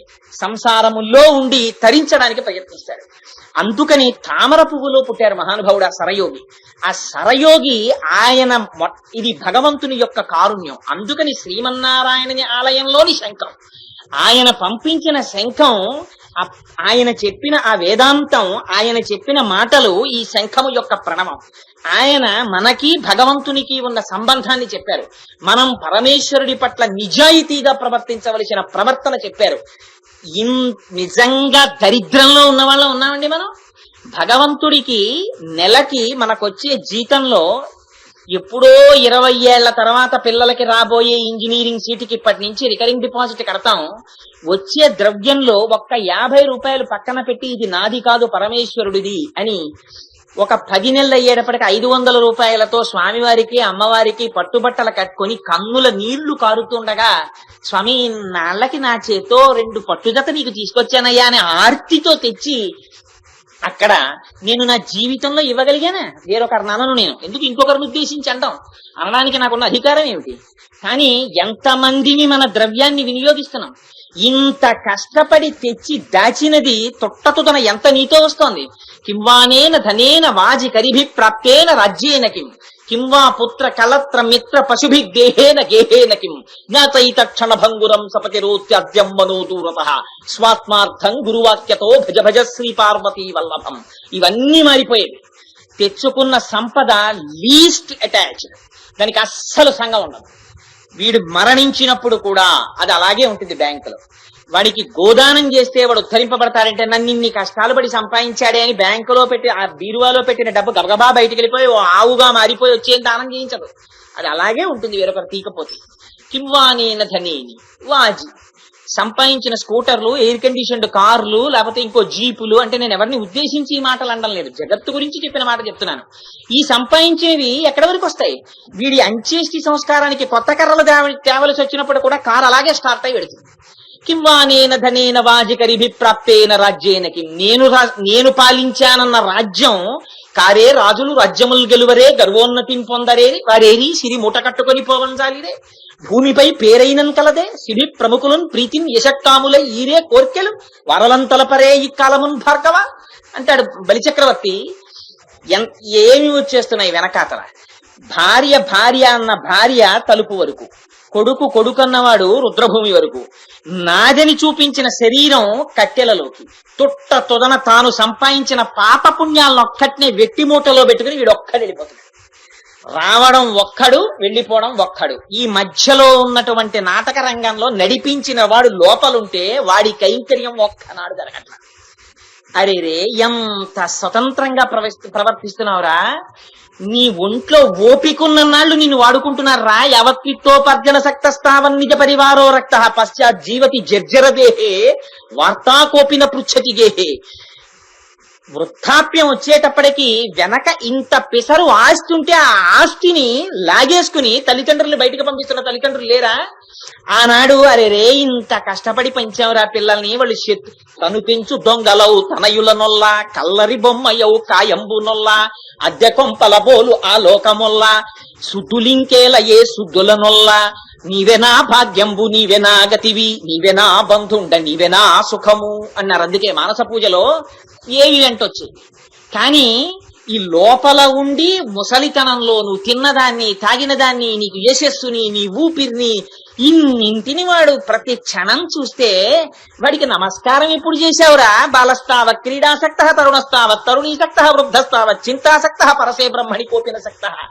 నీకు బాల్యం ఆటల్లో అయిపోయింది, యవ్వనం ఆడవాళ్ళతో అయిపోయింది, వృద్ధాప్యం చింతతో అయిపోయింది, పాపం నీకు బ్రహ్మం గురించి ఆలోచించేంత సమయం ఎక్కడుందిలే అన్నారు శంకరాచార్యులు వారు. అలా వెళ్ళిపోతోంది. ఇది జ్ఞాపకం చేస్తోంది శంఖం. జాగ్రత్త పడు రా, దేనికోసం వచ్చావో అది మరిచిపోతున్నావు, వచ్చి భగవత్ కైంకర్యం చెయ్యి, ఒక్కసారి ఆయనకి నమస్కారం చెయ్యి, ప్రయత్నపూర్వకంగా ప్రదక్షిణం చెయ్యి, స్వామి ముందు శిరస్సు ఉంచు, నీకు ఆయనకి ఉన్న సంబంధాన్ని గుర్తు పెట్టుకో అని చెప్తోంది శంఖం. చెప్పడానికి వచ్చారు మొట్టమొదటిసారి యోగి. ఎప్పుడు? కలియుగానికి ముందే వచ్చారు ద్వాపరం చివర్లో. అందుకని మొట్టమొదటి ఆళ్వార్లని దర్శనం చేస్తోంది, మొట్టమొదట వారు చెప్పిన సూక్తుల్ని జ్ఞాపకం తెచ్చుకుంటోంది, మహాపురుషుల యొక్క మాటలు మనస్సులో పెట్టుకుంటోంది, తనని తాను ఉద్ధరించుకున్నట్లుగా నటిస్తోంది. ఆవిడను ఉద్ధరించుకోవడం ఆవిడ భూదేవి అంశ, ఆవిడ నిత్యానపాయని ఎప్పుడు స్వామితో ఉండేది, మనని ఉద్ధరించడానికి వ్రతాన్ని పైకి చెప్పింది. కానీ ఆ పక్షులకు నాయకుడైన గరుక్మంతుని స్వామి అయిన విష్ణువు యొక్క ఆలయములోనున్న తెల్లని దక్షిణావర్త శంఖము చేస్తున్న ధ్వని నీ చెవులలో పడలేదా? లేచిరా అని పిలిచి గోపికని మేమెలా లేచి వచ్చాము అని నీకు అనుమానం కలుగుతోందా? మేము లేచి రావడానికి కారణం అదిగో పుట్టగానే పూతన యొక్క స్తనములలో ఉన్నటువంటి విషముతో కూడిన పాలని త్రాగినవాడు, శకటాసురుడనేటటువంటి రాక్షసుండి తన లేత పువ్వుల పొట్లము వంటి పాదముతో భంజించినటువంటి వాడు, క్షీరసాగరమునందు శయనించినటువంటి శ్రీమన్నారాయణుణ్ణి మొదలు హరి హరి అని తలుచుకుంటూ లేచినటువంటి మునుల యోగుల మాటలు మా చెవులున పడి లేచి నిద్రలేచాం అంది తల్లి. ఈ మాటలలో ఒక గొప్ప రహస్యం పెట్టింది. ఇప్పుడు ఈ మాట విన్న తరువాత ఎవరికైనా ఆర్తి కలిగింది అనుకోండి, ఒకరికి అరే నిజమేరా ఇంత సమయం అయిపోయింది, ఇప్పుడు ఏం చేయగలను అని బెంగొచ్చింది అనుకోండి. ఎందుచేత? నారాయణ అని పిలవాలన్నా కూడా టైము ఇప్పుడే. లోపల ఊపిరి సరిగ్గా తిరుగుతున్నప్పుడు నారాయణ అనగలరు.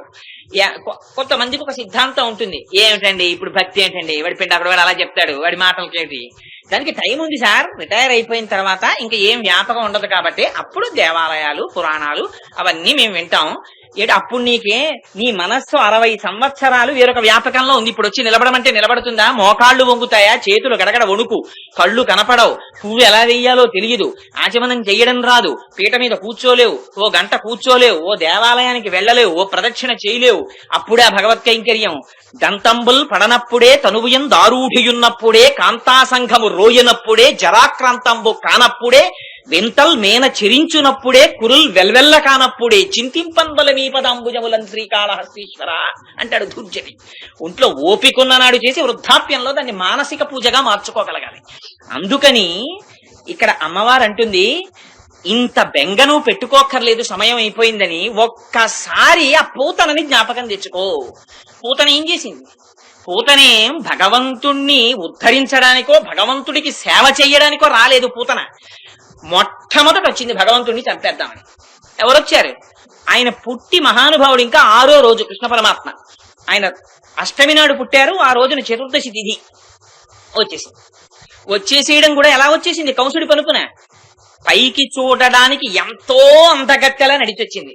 సిరిమమ్మున్ ప్రతకంగ చూచుటకునై శృంగార వేషంబుతో నరుదేనోపనటంచు గోపికలు జిహ్మల్ రాక తత్పరలై చూడ లతాంగిపోయి కనియన్ పర్యంక మధ్యంబునన్ బరు భస్మానల తేజు దుర్జన వధ ప్రారంభకున్ భింబకున్ అన్నారు పోతన గారు.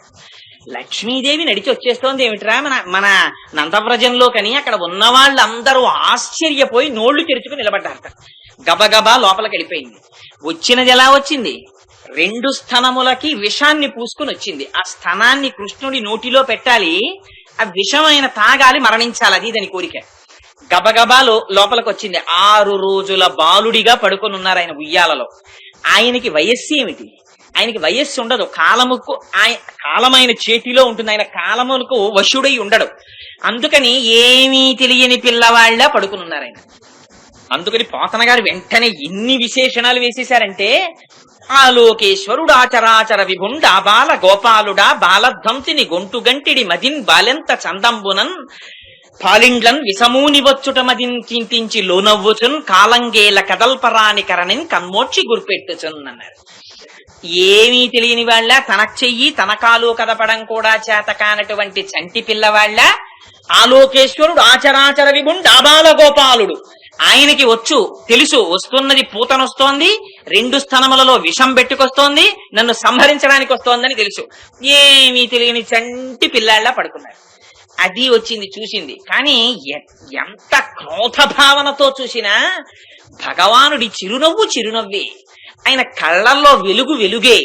చూడండి, ఆ లోపలికి వెళ్ళినప్పుడు గోవిందబాబు గారి చేత్తో నీరాజనం పట్టుకుని శ్రీయకాంతాయ కళ్యాణ నిధయే దినాం అని మెల్లిగా చెప్తూ ఇలా తిప్పుతుంటే నీరాజనం స్వామివారి నేత్రాల్లో కనపడుతుంటుంది, తళుక్కని మెరుస్తూ. అమ్మవారి కళ్ళల్లో, అయ్యవారి కళ్ళల్లో, ఆ పక్కన శ్రీదేవి భూదేవి కళ్ళల్లోంచి ఆ నీరాజనంలో మెరిసిపోతున్న ఆయన పాదాలతో ఆ నీరాజనం తిరుగుతున్నప్పుడు ఒక తాదాత్మ్యత కలుగుతుంది. అలా ఆ చూడగానే ఆ పరమాత్మ ఏమో అంత క్రోధంతో వచ్చిన దానికి కూడా చూసి నా చనుబాలొక గుక్కెడు ఓ చిన్ని కుమార తాగుమొయ్యన పిదపన్ నీ చెలువ మెరుగవచ్చును నా చెలువము సఫలమగును నలిన దలాక్ష అంది. ఎంత అందంగా ఉన్నావురా, ఏది నా చనుబాలు ఒక్క గుక్కడు తాగు, నీ అందం తెలుస్తుంది, నా అందం తెలుస్తుంది. ఏమిటి వీడి అందం? చంపడానికి వచ్చింది, పైకి అందంగా కనిపిస్తోంది. ఆయనెవరు? బూది పట్టిన అగ్నిహోత్రం అని ఆవిడికి తెలియక ఆ పిల్లవాడిని తీసుకుని గబగబా ఒళ్ళో పడుకోబెట్టుకుంది. పాపం యశోదాదులు పరిగెత్తుకొస్తున్నారు. అదేమిటమ్మా నువ్వు పాలు ఇస్తున్నావు మా అబ్బాయికి, మా అబ్బాయి మా పాలు తప్ప నీ పాలు తాగడం విడిచిపెట్టాను. లేదమ్మా నేను పాలు ఇవ్వాలంది అని గబగబా స్తన్యాన్ని తీసి ఆ పిల్లవాడి నోట్లో పెట్టేస్తోంది. ఎందుకని? ఆ పిల్లవాడి నోటికి తగిలిందా అటువంటి గరళం చేత మరణిస్తాడు ఆయనట. ఇది భగవంతుని యొక్క లీల. భగవంతుడు వెంటనే శ్రీకృష్ణ పరమాత్మగా ఏదో శశంక చక్రం సకిరీట కుండలం సపీత వస్త్రం సరసీరుహేక్షణం సహారవక్షస్తలచోభికౌస్తుభం నమామి విష్ణుం శిరసా చతుర్భుజం అనేం అయిపోలేదు. ఆయన ఎలా కనపడ్డాడంటే, మేల్కొన్న తెరగొన మెల్లన కను విచ్చి క్రీగంట చూచుచు గిదిసి నీల్గి ఆవులించుచు చేతులాక సంబున జాచి ఒదిగిలియా కొన్న యోజనూది బిగుజన్ను కవకేల కబళించి పీడించి గొక్కకు గుటుకు మనుచు ఒక 2 గుక్కల నువిధ ప్రాణముల సైతము మేనిలో సత్వమెల్ల త్రావె నదిగిను గుండెలు తల్లడెల్ల ఇతర బాలుర క్రియవాడ వివు కాదు చన్ను విడువుము చాలుననుచు. ఏమీ తెలియని వాళ్ళ 2 కళ్ళు ఇలా విప్పలేక విప్పిన వాళ్ళ చూసి ఒక్కసారి కాళ్ళు చేతులు ఇలా పైకెత్తి ఒళ్ళు విరుచుకుని పెద్ద ఆవలించి అమ్మ స్తన్యాన్ని పట్టుకున్నట్టుగా ఆ చిన్ని వేళ్లతో కూడిన చేత్తో ఇలా పట్టుకోలేని వాళ్ళ పట్టుకుని నోరు పెట్టి గుట్టుక్కమని 2 గుక్కలు తాగట్ట. గుట్టుకు నువిధ ప్రాణముల మేనిలో సత్వమెల్ల ఆ ప్రాణాల్ని విషంటిని 2 గుక్కలు. ఆయన కాళ్ళు పట్టుకుంటే ద్వంద్వాలు పోతాయి. కుక్కల్లో తాగేశాడు. తాగేసేటప్పటికి అమ్మనాయనో ఇంతకు ముందు ఎందరికో పాలిచ్చి చంపేశాను రా, నువ్వెవడెవరా నా ప్రాణాలు లాగేస్తున్నావని, చన్ను విడువుము చాలు నన్ను వదిలే అంటోంది ఈవిడ. పట్టి విడువరాదు నా చేయి అని త్యాగరాజు గారు అన్నట్టు ఒకసారి పట్టుకుంటే వదులుతాడు ఆయన వదలడు. అందుకని ఆయన లాగేసేటప్పటికి నిజ రూపం వచ్చేసింది. దారుణ లాంగూల దంతదండంబులు నగగ పరముబోలు నాసికయ్యను, గండశైలాకృతి కలకచ యుగమును విరిసితూలెడు పల్ల వెంట్రుకలును, చీకటి నూతుల జనయునేత్రంబులు పెనుదిబ్బపోలెడు పెద్ద పిరుదు అని ఆ జాగుకట్టల పోలు చెరకోరు హస్తంబు అంకిన చెరువుతో నెనయు కడుపు కలిగి షట్క్రోశ దీర్ఘమై కదిచి చూడ భయదముకు దాని కళేబరము చూచి గోపీజనంబులు గుమికూడి బెగడుచుండిరి మనమున బెదరు కదిని. అది పడిపోతే సామర్లకోట నుంచి కాకినాడ వరకు పడిపోయిందని శరీరం. ఎండిపోయిన చెరువులో ఉందిట కడుపు, చీకటి ఒకే రాక్షసి చంపడానికి వచ్చింది. ఆయన ఎంత లీల ప్రదర్శించారంటే కృష్ణ పరమాత్మ, ఆయన అన్నారు పోతన గారు, విషధరరిపు గమనునికిని విషగలసకు నినికి విమల విషసయ్యనునికిన్ విషభవ జనకునికిని విషకుచటను విషము కొనుట విషమే తలపన్నన. ఇది పెద్ద విశేషమా కృష్ణ పరమాత్మకి? ఆయనకి విషధరరిపు గమనునికిని, విషము లోపల ధరించినటువంటి పాములకు శత్రువైన గరుత్మంతుణ్ణి అధిరోహించిన వాడు. విషగల శకునునికి కంఠమునందు విషము పెట్టుకున్నటువంటి పరమేశ్వరుని యొక్క చెలికాడు. విషగల శకునికి విమల విషశయ్యనునికి, నిర్మలమైనటువంటి నీళ్లల్లో పడుకునేటటువంటి ఆ శేషశయ్య మీద పడుకునేటటువంటి స్వభావం ఉన్నవాడు. విష భవ జనకునికిని, విషములంటే నీళ్లు, నీటిలోంచి పుట్టిన తామర పువ్వులోంచి పుట్టినటువంటి వాడు బ్రహ్మకి తండ్రి అయిన వాడు. విష భవ జనకునికిని విషకుచను విషము కొనుట విషమే తలపన్. ఒక విషకుచంలో విషం తాగడం పెద్ద విషయమా? తాగిసాడే ఆయన. అయితే చిత్రం ఏమిటంటే, అంత పెద్ద శరీరం పడిపోతే దాని మీద ఈయన చంటి పిల్లాళ్ళ వక్షస్థలం మీద పడి ఆడుకుంటున్నారు. ఆడుకుంటుంటే చూడండి, అక్కడే ఒకరు చంపడానికి వచ్చారు, అక్కడే గొప్ప బాలురు ఉన్నారు, గొప్ప బాలికలు ఉన్నారు. వీళ్ళందరూ పరుగునొచ్చి నేలంకూలిన మేటి పెన్నురపై నిర్భీతి క్రీడించునో బాలారమ్మని మూపు చేర్చుకుని సంస్పర్శించి ఆరార్చుచున్ గోలాంగూలము తిప్పి గోరజములను చల్లించి గోమూత్రముంజల్లి తద్బాలాంగంబుల గోమయం బలదిరా 12 నామంబులన్. ఆయనది ఒక ఆవును తీసుకొచ్చి ఆవు తోక ఆయన చుట్టూ తిప్పుతూ, నిన్ను కేశవుడు రక్షించుగాక, హృషికేశుడు రక్షించుగాక, నారాయణుడు రక్షించుగాక, మాధవుడు రక్షించుగాక, గోవిందుడు రక్షించుగాక, శంకరుడు రక్షించుగాక అని రక్ష పెడుతున్నారు. ఈ నామాలన్నీ ఎవరివా నామాలు? ఈ నామాలన్నీ ఆయనవే. ఇది వాళ్ళకి తెలియక్కర్లేదు, వాళ్ళు రక్ష పెట్టేస్తున్నారు. ఆశ్చర్యం ఏమిటో తెలుసా అండి, ఆయన్ని చంపుదామని వచ్చింది పూతన. ఆ శరీరం చూశారు నందులు మొదలైన వాళ్ళు, ఏమిట్రా ఇంత పెద్ద శరీరం, రాక్షసి పడిపోయింది, దీన్ని ఎలా కాల్చడం అని పెద్ద పెద్ద రంపాలట్టుకొచ్చి కోసేశారు. ఆ శరీరాన్ని కోసేసి పెద్ద కుప్ప వేశారు, దాని మీద ఎండు కర్రలు బారేశారు, అగ్నిహోత్రం వెలిగించారు. అబ్బా చాలా వాసన వస్తుందని పైన ఉత్తరీయాలు ముక్కు కడ్డు పెట్టుకుని పరిగెడుతున్నారు. పరిగెడుతుంటే పెద్ద అగరత్తుల ఫ్యాక్టరీకి పైన పెట్టినటువంటి స్టాక్ అంటుకుందనుకోండి అగరత్తులు, ఎటువంటి వాసన వస్తుంది. అలా రగిలి పొగులు మగువదేహము నుండి అగరు పరిమళముల పగలు వెడలి దేహ కల్మషములు శ్రీహరిముఖమున త్రవబడుట చేసి భూవరేణ్య. అది తెలిసిచ్చిందో తెలియకిచ్చిందో కృష్ణుడికిచ్చింది పాలు. ఆ పాలు 2 గుక్కలు ఆయన తాగాడు. ఆ శరీరాన్ని కాలిస్తే అగరు పొగలు వచ్చేది.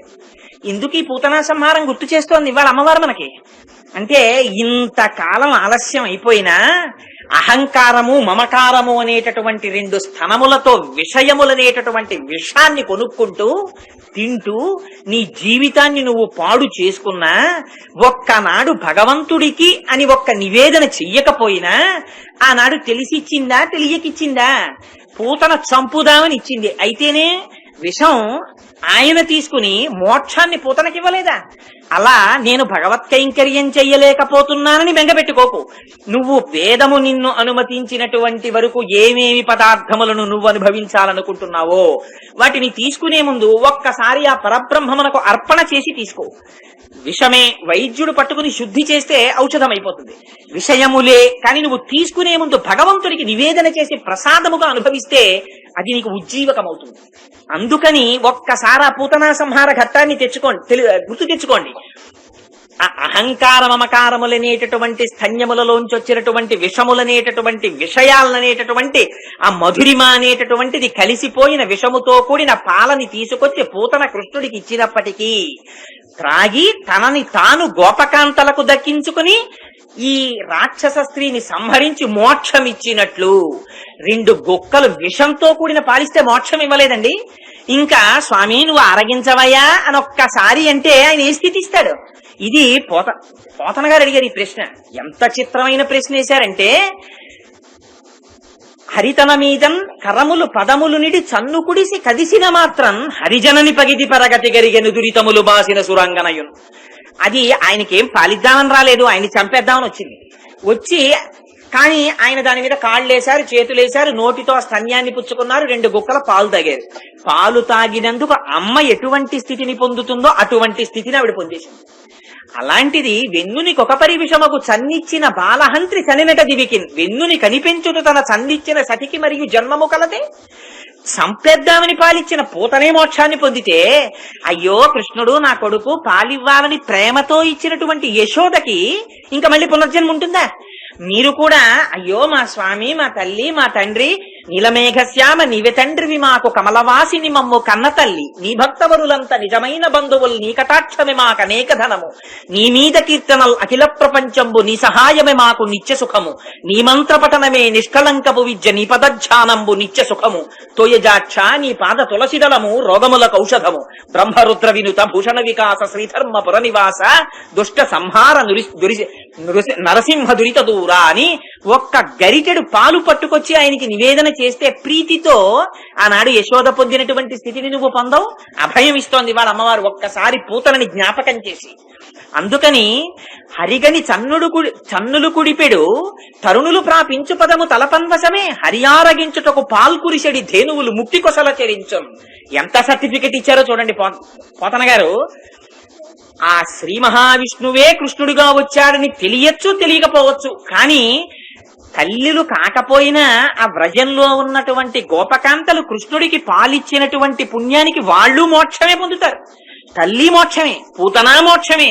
అసలు నోరు లేకపోయినా ఆవులు పాలిచ్చాయి, మరి వాటికి మోక్షమే. మరి పాపం నిజంగా నోరుంది కాబట్టి అమ్మ పాలిచ్చింది, ప్రేమ కాబట్టి. పోన్లే గోపకాంతలు కాబట్టి పాలిచ్చారు.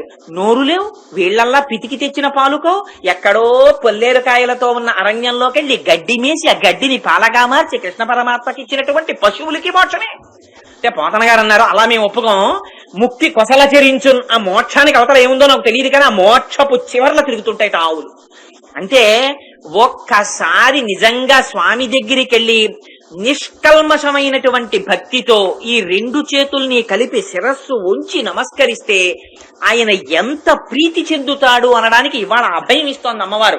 మొదట శంఖాన్ని చెప్పింది, సమయం వృధా అయిపోయిందని నువ్వు బెంగపెట్టుకోకు, ఒక్కసారి వెళ్లి నమస్కరించు, నిన్ను రక్షిస్తాడు. రెండవది, కృష్ణుడికి ఎన్నో లీలలున్నాయి. ఆ ఇతర లీలలు చెప్పకూడదా? పూతనా సంహారమే చెప్పింది మొదట ఆవిడ. పుట్టిన 6వ రోజున చంపాడు ఆయన. 6వ రోజున చంపడమే? 5వ రోజున చంపకూడదా? 4వ రోజున చంపకూడదా? 3వ రోజున చంపకూడదా? 12వ రోజున చంపకూడదా? 6వ రోజునే చంపారు. 6వ రోజుకి గుర్తు లోపల కామ క్రోధ లోభ మద మోహ మాత్సర్యములు అనేటటువంటి 6 శత్రువులు ఉంటారు. చతుర్దశి తిథి అంటే ఇవి 14 ద్వారా బయటికి వస్తుంటాయి.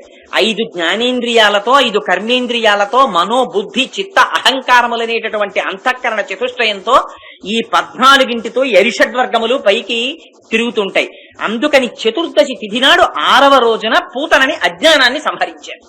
అందుకని నువ్వు కూడా అజ్ఞానంతో ఇన్నాళ్లుండిపోయినా ఇప్పుడు తెల్లవారినటువంటి ఆ సంకర్ధని వింటే వెళ్ళి ఇలా నమస్కరిస్తే ఆయన సిద్ధంగా ఉన్నాడు నిన్ను ఉద్ధరించడానికి అని జ్ఞాపకం చెయ్యడానికి పూతన కథ చెప్పింది. చెప్పి శకటాసురుణ్ణి తన పాదంతో సంహరించినటువంటి కృష్ణ పరమాత్మ.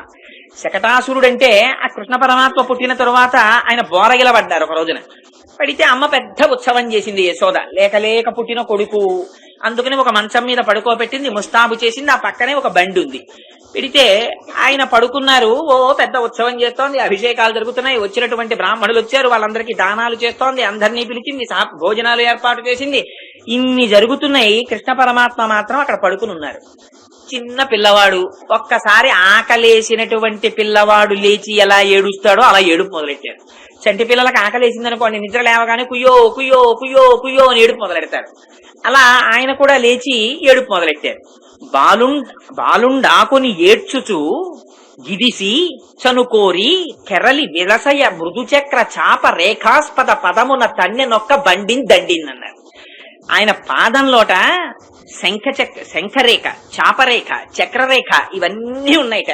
రేఖామయద్ధుతా కలశాత పత్ర వజ్రాంకుశాంబురుహ కల్పక శంఖ చక్రై అని పొద్దున స్వామి సుప్రభాతంలో చెప్తాం కదా. అటువంటి పాదంతో ఒక్కసారి ఆయనని సంహరించాలని అక్కడే ఉన్నటువంటి ఒక బండి మీదకి శకటాసురుడనేటటువంటి అసురుడు ఆవహించాడు. ఆ బండి వచ్చేస్తోంది సంహరిద్దామని. ఏమీ తెలియని పిల్లవాళ్ళ ఒక్కసారి తన కాలెత్తి ఆ బండికి ఇలా తగిలించాడు. ఆ బండి ఆకాశానికి ఎగిరిపోయి కింద పడిపోయింది, విరిగిపోయింది శుభ్రంగా. ఆ రాక్షసుడు మరణించాడు. ఎక్కడో ఉంది పాపం యశోద. పరిగెత్తుకుంటూ వచ్చింది, వచ్చి చూసింది. అయ్యో ఇదేమిటి, ఈ బండి ఏమిటి అంత ఎత్తి ఎగిరిపోయింది ఏమిటి అని అడిగింది. అడిగితే అక్కడ పిల్లలు ఆడుకుంటున్నారు ఆ గదిలో. సాధారణంగా పిల్లలందరూ ఒక చోట ఉంటారు, పెద్దవాళ్ళందరూ పనుల్లో ఉంటారు. అని నీ పిల్లల్ని అడిగింది, ఏమైందిరా, ఎందుకు ఎగిరిపోయిందిరా బండి అంది. అంటే వాళ్ళన్నారు, బాలుండాకుని ఏడ్చుచు కాలెత్తిన తాకి ఎగసెను కాని ఏ మూలమున బండి ఎగరేదని తద్బాలునికడ నాడుచుండి పలికిరి శిశువులు. ఆ పిల్లలన్నారు, అయ్య నీకు తెలీదా, ఆ పిల్లాడి నిద్ర లేచాడు, ఆకలేస్తోందని కాళ్ళు చేతులు ఎత్తి ఓహో ఏడుస్తున్నాడు, బండి వచ్చింది, వీడి కాలు తగిలింది, బండి ఆకాశానికి ఎగిరిపోయింది, కింద పడిపోయింది, విరిగిపోయింది. శిశువులు వాళ్ళు జ్ఞానులు, వాళ్ళు ఉన్నది ఉన్నట్టుగా మాట్లాడతారు. జ్ఞానికి భయం ఉండదు, రాగద్వేషాలు ఉండవు. అందుకని ఆయన ఉన్నది ఉన్నట్టుగా మాట్లాడితే ఈవిడంది, బాలుండెక్కడ బండి ఎక్కడ, అభోభాగంబుపై ఏర్పడం కాలుంతన్నుట ఎక్కడ, ఆటపడుచుల్ కల్లాడిరి జడ్డుంబల్కే లోకంబుననైన చెప్పబడునే ఏ చందమో కాకయం చాలాపించుచు వేలువేతలు ప్రభు తాశ్చర్యలైరంతటం. ఏమిటో ఈ పిల్లలకి తెలియదు, ఇలాగే మాట్లాడతారు. ఏమిటి చిన్న కృష్ణుడు ఏమిటి, కాలెత్తడం ఏమిటి, బండి తగలడం ఏమిటి, ఆకాశానికి పోవడం కింద పడడం ఏమిటి, సంతిరిగిపోవడం ఏమిటి, వీళ్ళకి తెలియదు, పాపం ఏదో మాట్లాడుతున్నారులే అంది. కానీ యథార్థం అదే అసలు. అని ఎంత ప్రేమ అంటే ఆ యశోదకి, అలసితివి కదన్న, యాకొంటివి కదన్న, మంచియన్న ఎట్పు మానుమన్న, చన్ను కుడువుమన్న, సంతసపడుమన్న అనుచు చన్ను కుడితే అర్భకునకు. అయ్యో నాన్న చాలా ఆలస్యం అయిపోయిందిరా, అక్కడ నేనేమో ఆ కార్యక్రమంలో ఉండిపోయినరా, నీకు ఆకలేసిందిరా, ఏడిచావురా, కాలెత్తావురా, బండి పడిపోయిందిరా, ఎన్ని గండాలరా నాన్న నీకు, పాలు తాగరా అని. ఇది ప్రేమ అంటే ఎంత భక్తో చూడండి. భగవంతుణ్ణి రక్షించుకోవాలన్న అపారమైన భక్తి. అందుకని శకటాసుర భంజనాన్ని తీసుకుంది అమ్మవారి ఇవాళ. తీసుకుని అదిగో అలా పాలిస్తోంది యశోద. మరి శకటాసురుణ్ణి చంటి పిల్లవాడు పువ్వుల పొట్లం లాంటి పాదం, దాంతో తన్ని సంహరించడం ఏమిటి అంటే దాని యొక్క అంతరార్థం వేరు. ష అంటే సుఖము, శం అన్న అక్షరానికి సుఖమని పేరు. నిరతిశయమైనటువంటి సుఖస్వరూపుడు పరమాత్మ. ఆయన ఇక్కడున్నారు, ఎక్కడో లేరు. నీవారస్సూకవత్తన్వి పీతాభాస్వత్యనూపమా అని రోజు మంత్రపుష్పంలో చెప్తాం. స్వామి ఇక్కడే ఉన్నావయ్యా. బొడ్డులో చిటికిన వేలు పెట్టుకుని పైకి బొటన వేలు పెడితే ఆ బొటన వేలు ఎక్కడ తగులుతోందో అక్కడ వంగినటువంటి పద్మానికి చెట్ట చివర వెలిగేటటువంటి చిన్న కాంతి పుంజంలో తస్య మధ్యే శిఖాయా మధ్యే పరమాత్మ వ్యవస్థిత, ఆ మధ్యలో చిన్న కాంతి బిందువులో నువ్వు వెలిగిపోతున్నావు. అదే తిరియగూర్ధమదస్యవ, పైకి కిందకి పక్కలకి కాంతి కొడుతోంది. నీ ఇష్టం దాన్ని ఏ పేరు పెట్టి విలువ, సబ్రహ్మస్స శివస్స హరిశ్చేంద్ర సోక్షర పరమస్మరాట్ రాజాధిరాజాయ ప్రసయ్య సాహిని అని రోజు చెప్తున్నాం. ఇక్కడే ఉన్నాడు ఆయన. ఇక్కడే ఉంటే ఈయనని తెలుసుకోవడం ఆనందం. అందుకొచ్చింది ఈ శరీరం. మళ్ళీ శంఖం దగ్గరికి వెడుతోంది. శంఖం అది చెప్తోంది, దీనికి పరమాత్మకి ఉన్న సంబంధం చెప్తోంది. దాన్ని విడతీసింది కట అంటే విడదీయడం. విడదీయడం ఈ శరీరం చేసింది. ఎందుకు చేసింది? దీనికో 2 చక్రాలు ఉన్నాయి. ఈ 2 చక్రాలతోటి ఇది పాప ఫలము పుణ్యఫలము ఈ రెండింటినీ అందుకోవడానికి తిరుగుతుంటుంది ఈ శకటం, ఈ బండి. ఈ పాప ఫలం పుణ్యఫలం అనేటటువంటి 2 చక్రాలతో తిరుగుతూ ఉంటుంది. ఈ బండి ఎంతకాలం ఉంటుందో అంతకాలం పాపం పుణ్యం ఉంటుంది. ఈ బండి ఉండడం అంటే ఏమండి ఇది అయిపోతే ఇంకా మోక్షమేనా అని కాదు. ఈ బండి యందు నీకు ఎంతకాలం లగ్నమై ఉన్నావో అంతకాలం నీకు సంసారం ఉన్నట్టే. ఎప్పుడు దీని లోపల ఉన్నటువంటి వాణ్ణి గుర్తిరిగితే ఆనాడు నువ్వు తెలుసుకోవలసినటువంటి దాన్ని తెలుసుకున్నట్టు. అది తెలుసుకోనంత కాలం, దీని మీద మోహం పెట్టుకున్నంత కాలం అది సుఖము నుంచి విడతీస్తుంది. అందుకని ఆయనని నమ్ముకున్నారు గోపికలు. ఆయన అంటే అపారమైన ప్రేమ. వాళ్ళకి కృష్ణుడు భగవానుడు అని తెలియనక్కర్లేదు కూడా. ఇది భగవానుడు అని వాళ్ళకి తెలియదు. కానీ తెలియకుండానే వాళ్ళు భగవత్ కైంకర్యం చేశారు.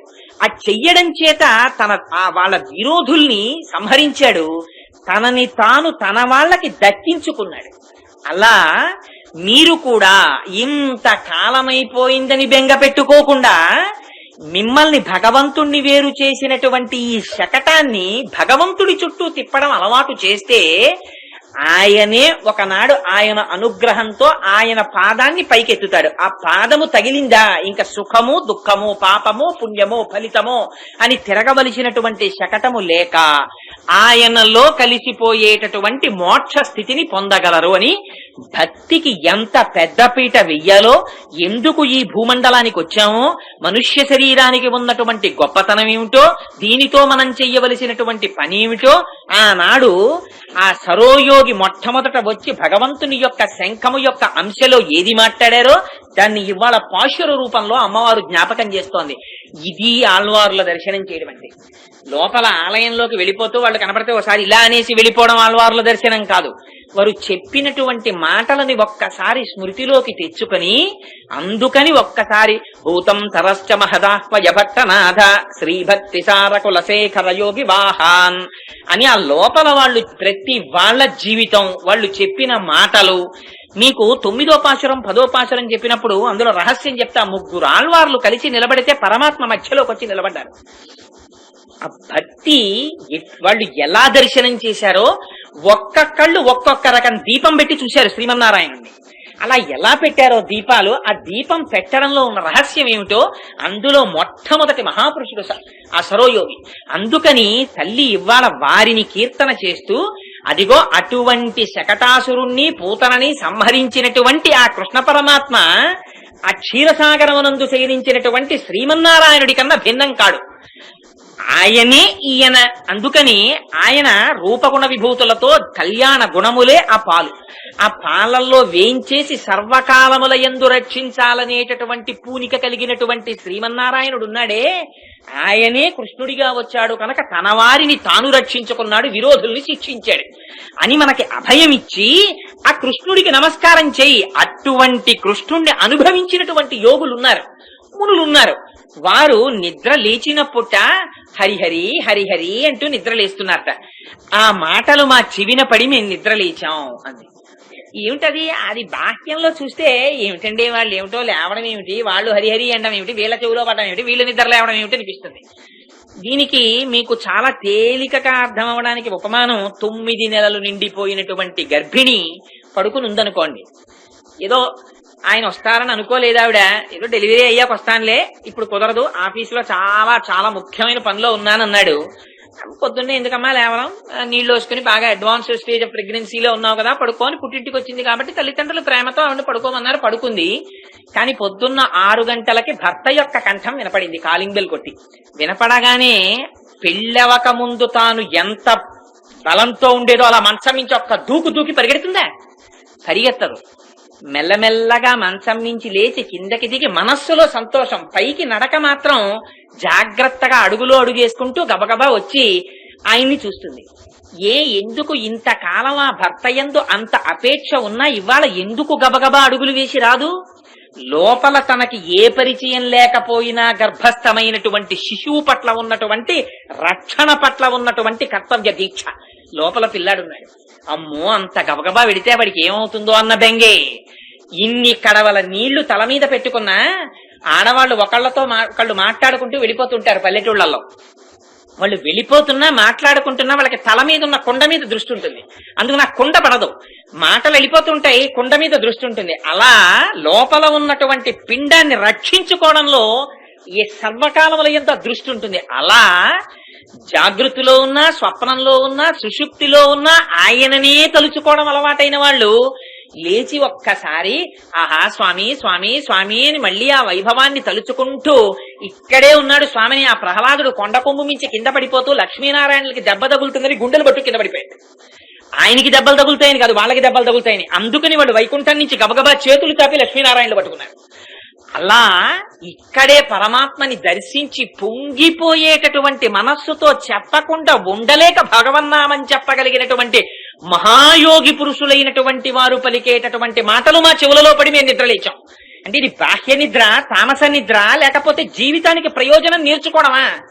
జీవిత ప్రయోజన సిద్ధి. అటువంటి సిద్ధిని తాను ఆచరించినట్లు చూపిస్తూ వ్రతాన్ని మిషపెట్టి మన జీవితానికి మార్గదర్శకమైనటువంటి ఉపదేశాన్ని తల్లి ఇవాళ చేస్తోంది. అందుకని లోపల పడుకున్న ఓ గోపిక ఒక్కదానివి బ్రహ్మానందం అనుభవించడము కాదు, 10 మందితో కలిసి అనుభవించడం పరిపూర్ణత, అందుకని లేచిరా అని పిలుస్తూ ఆ పాశురము లోపల ఇన్ని అర్థాల్ని నిక్షేపించి బాహ్యమునందు మనకి ఇంత బోధ ఆ తల్లి చేసినది. వేరొక పాశురాన్ని విజ్ఞాపన చేసి ఆపేస్తాను. మిమ్మల్ని ఎవరిని ఇబ్బంది పెట్టను, అనుకున్న టైంకే పంపించేస్తాను. ఇంకొక పాశురాన్ని విజ్ఞాపన చేయి. నువ్వు చదవడం నాకు కొంచెం విశ్రాంతి అనుమోయ్. கீச்சு கீச்சென்றெங்கும் ஆனை சாத்தன் கலந்து பேசின பேச்சரவம் கேட்டிலையோ பெய்ப்பெண்ணே காசும் பிறப்பும் கலகலப்ப கைபெயர்த்து வாசனருங்குழல் ஆய்ச்சியர் மத்தினால் ஓசைப்படுத்த தைரரவம் கேட்டிலையோ நாயகப் பெண் பிள்ளாய் நாராயணன் மூர்த்தி கேசவனை பாடவும் நீ கேட்டே கிடத்தியோ தேசமுடையாய் திரவேலோ రెంపాయ్. ఈ పాశురంలో అంటుంది, ఇదిగో తెల్లవారిపోయింది, భారద్వాజ పక్షులు ఒకళ్ళతో ఒకళ్ళు మాట్లాడుకుంటూ తమ తమ పనుల మీద వెళ్లిపోతున్నారు. ఆ వెళ్లిపోతున్నటువంటి వాళ్ళు చేస్తున్నటువంటి సవ్వడి నీ చెవులలో పడలేదా? లేచి బయటికి రా, మాతో పాటుగా ఈ వ్రతంలో కలిసి పాలు పంచుకో. అదిగో మాకు ఇవాళ ఈ వ్రతంలో పాల్గొనడానికి మాకు ఎలా తెలివి వచ్చింది అని నువ్వు అనుకుంటున్నావేమో.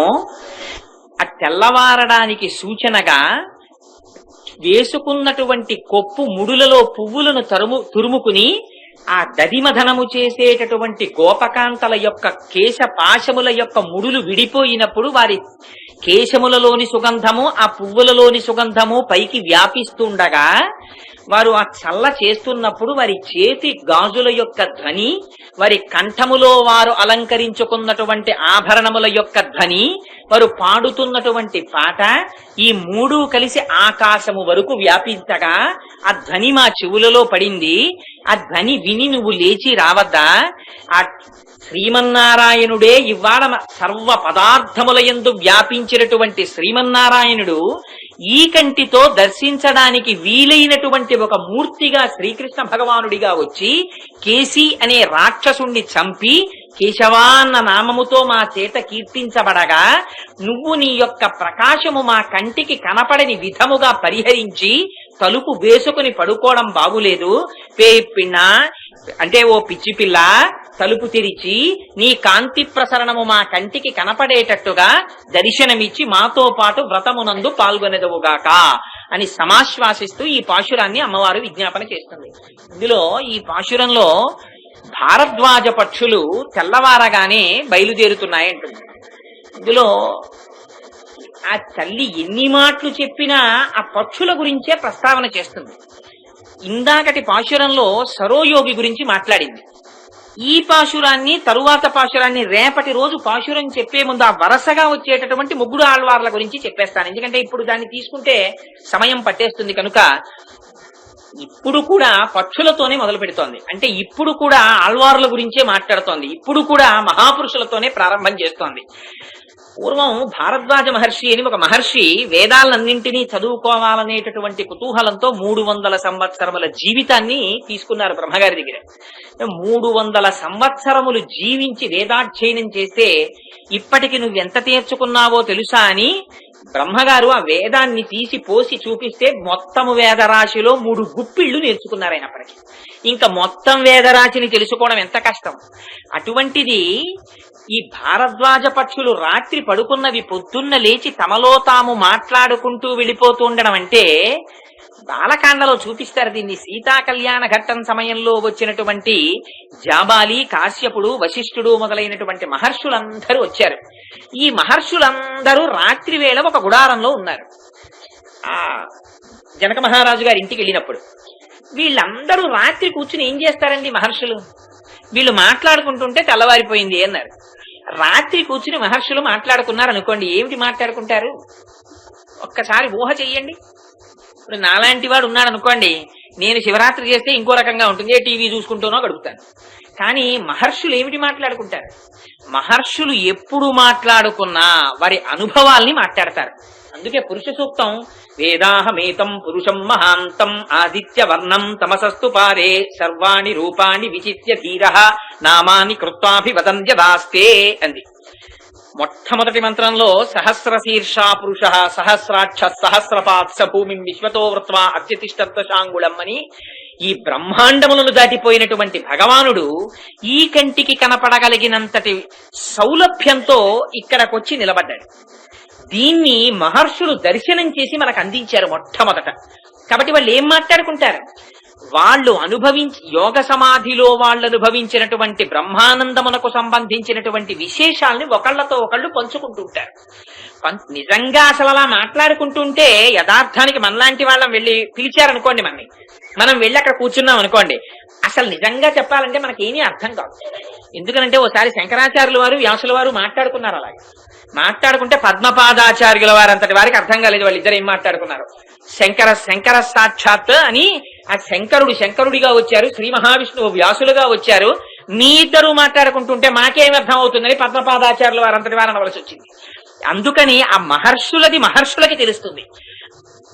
అటువంటి మహాపురుషులు మళ్లీ విడిపోయి లౌకికమైనటువంటి కార్యక్రమమునందు ప్రవర్తించినట్టుగా నటించి తిరిగేటప్పుడు వారు తమ అనుభవములను ఒకరితో ఒకరు పంచుకుని వెళ్ళిపోతుంటారు.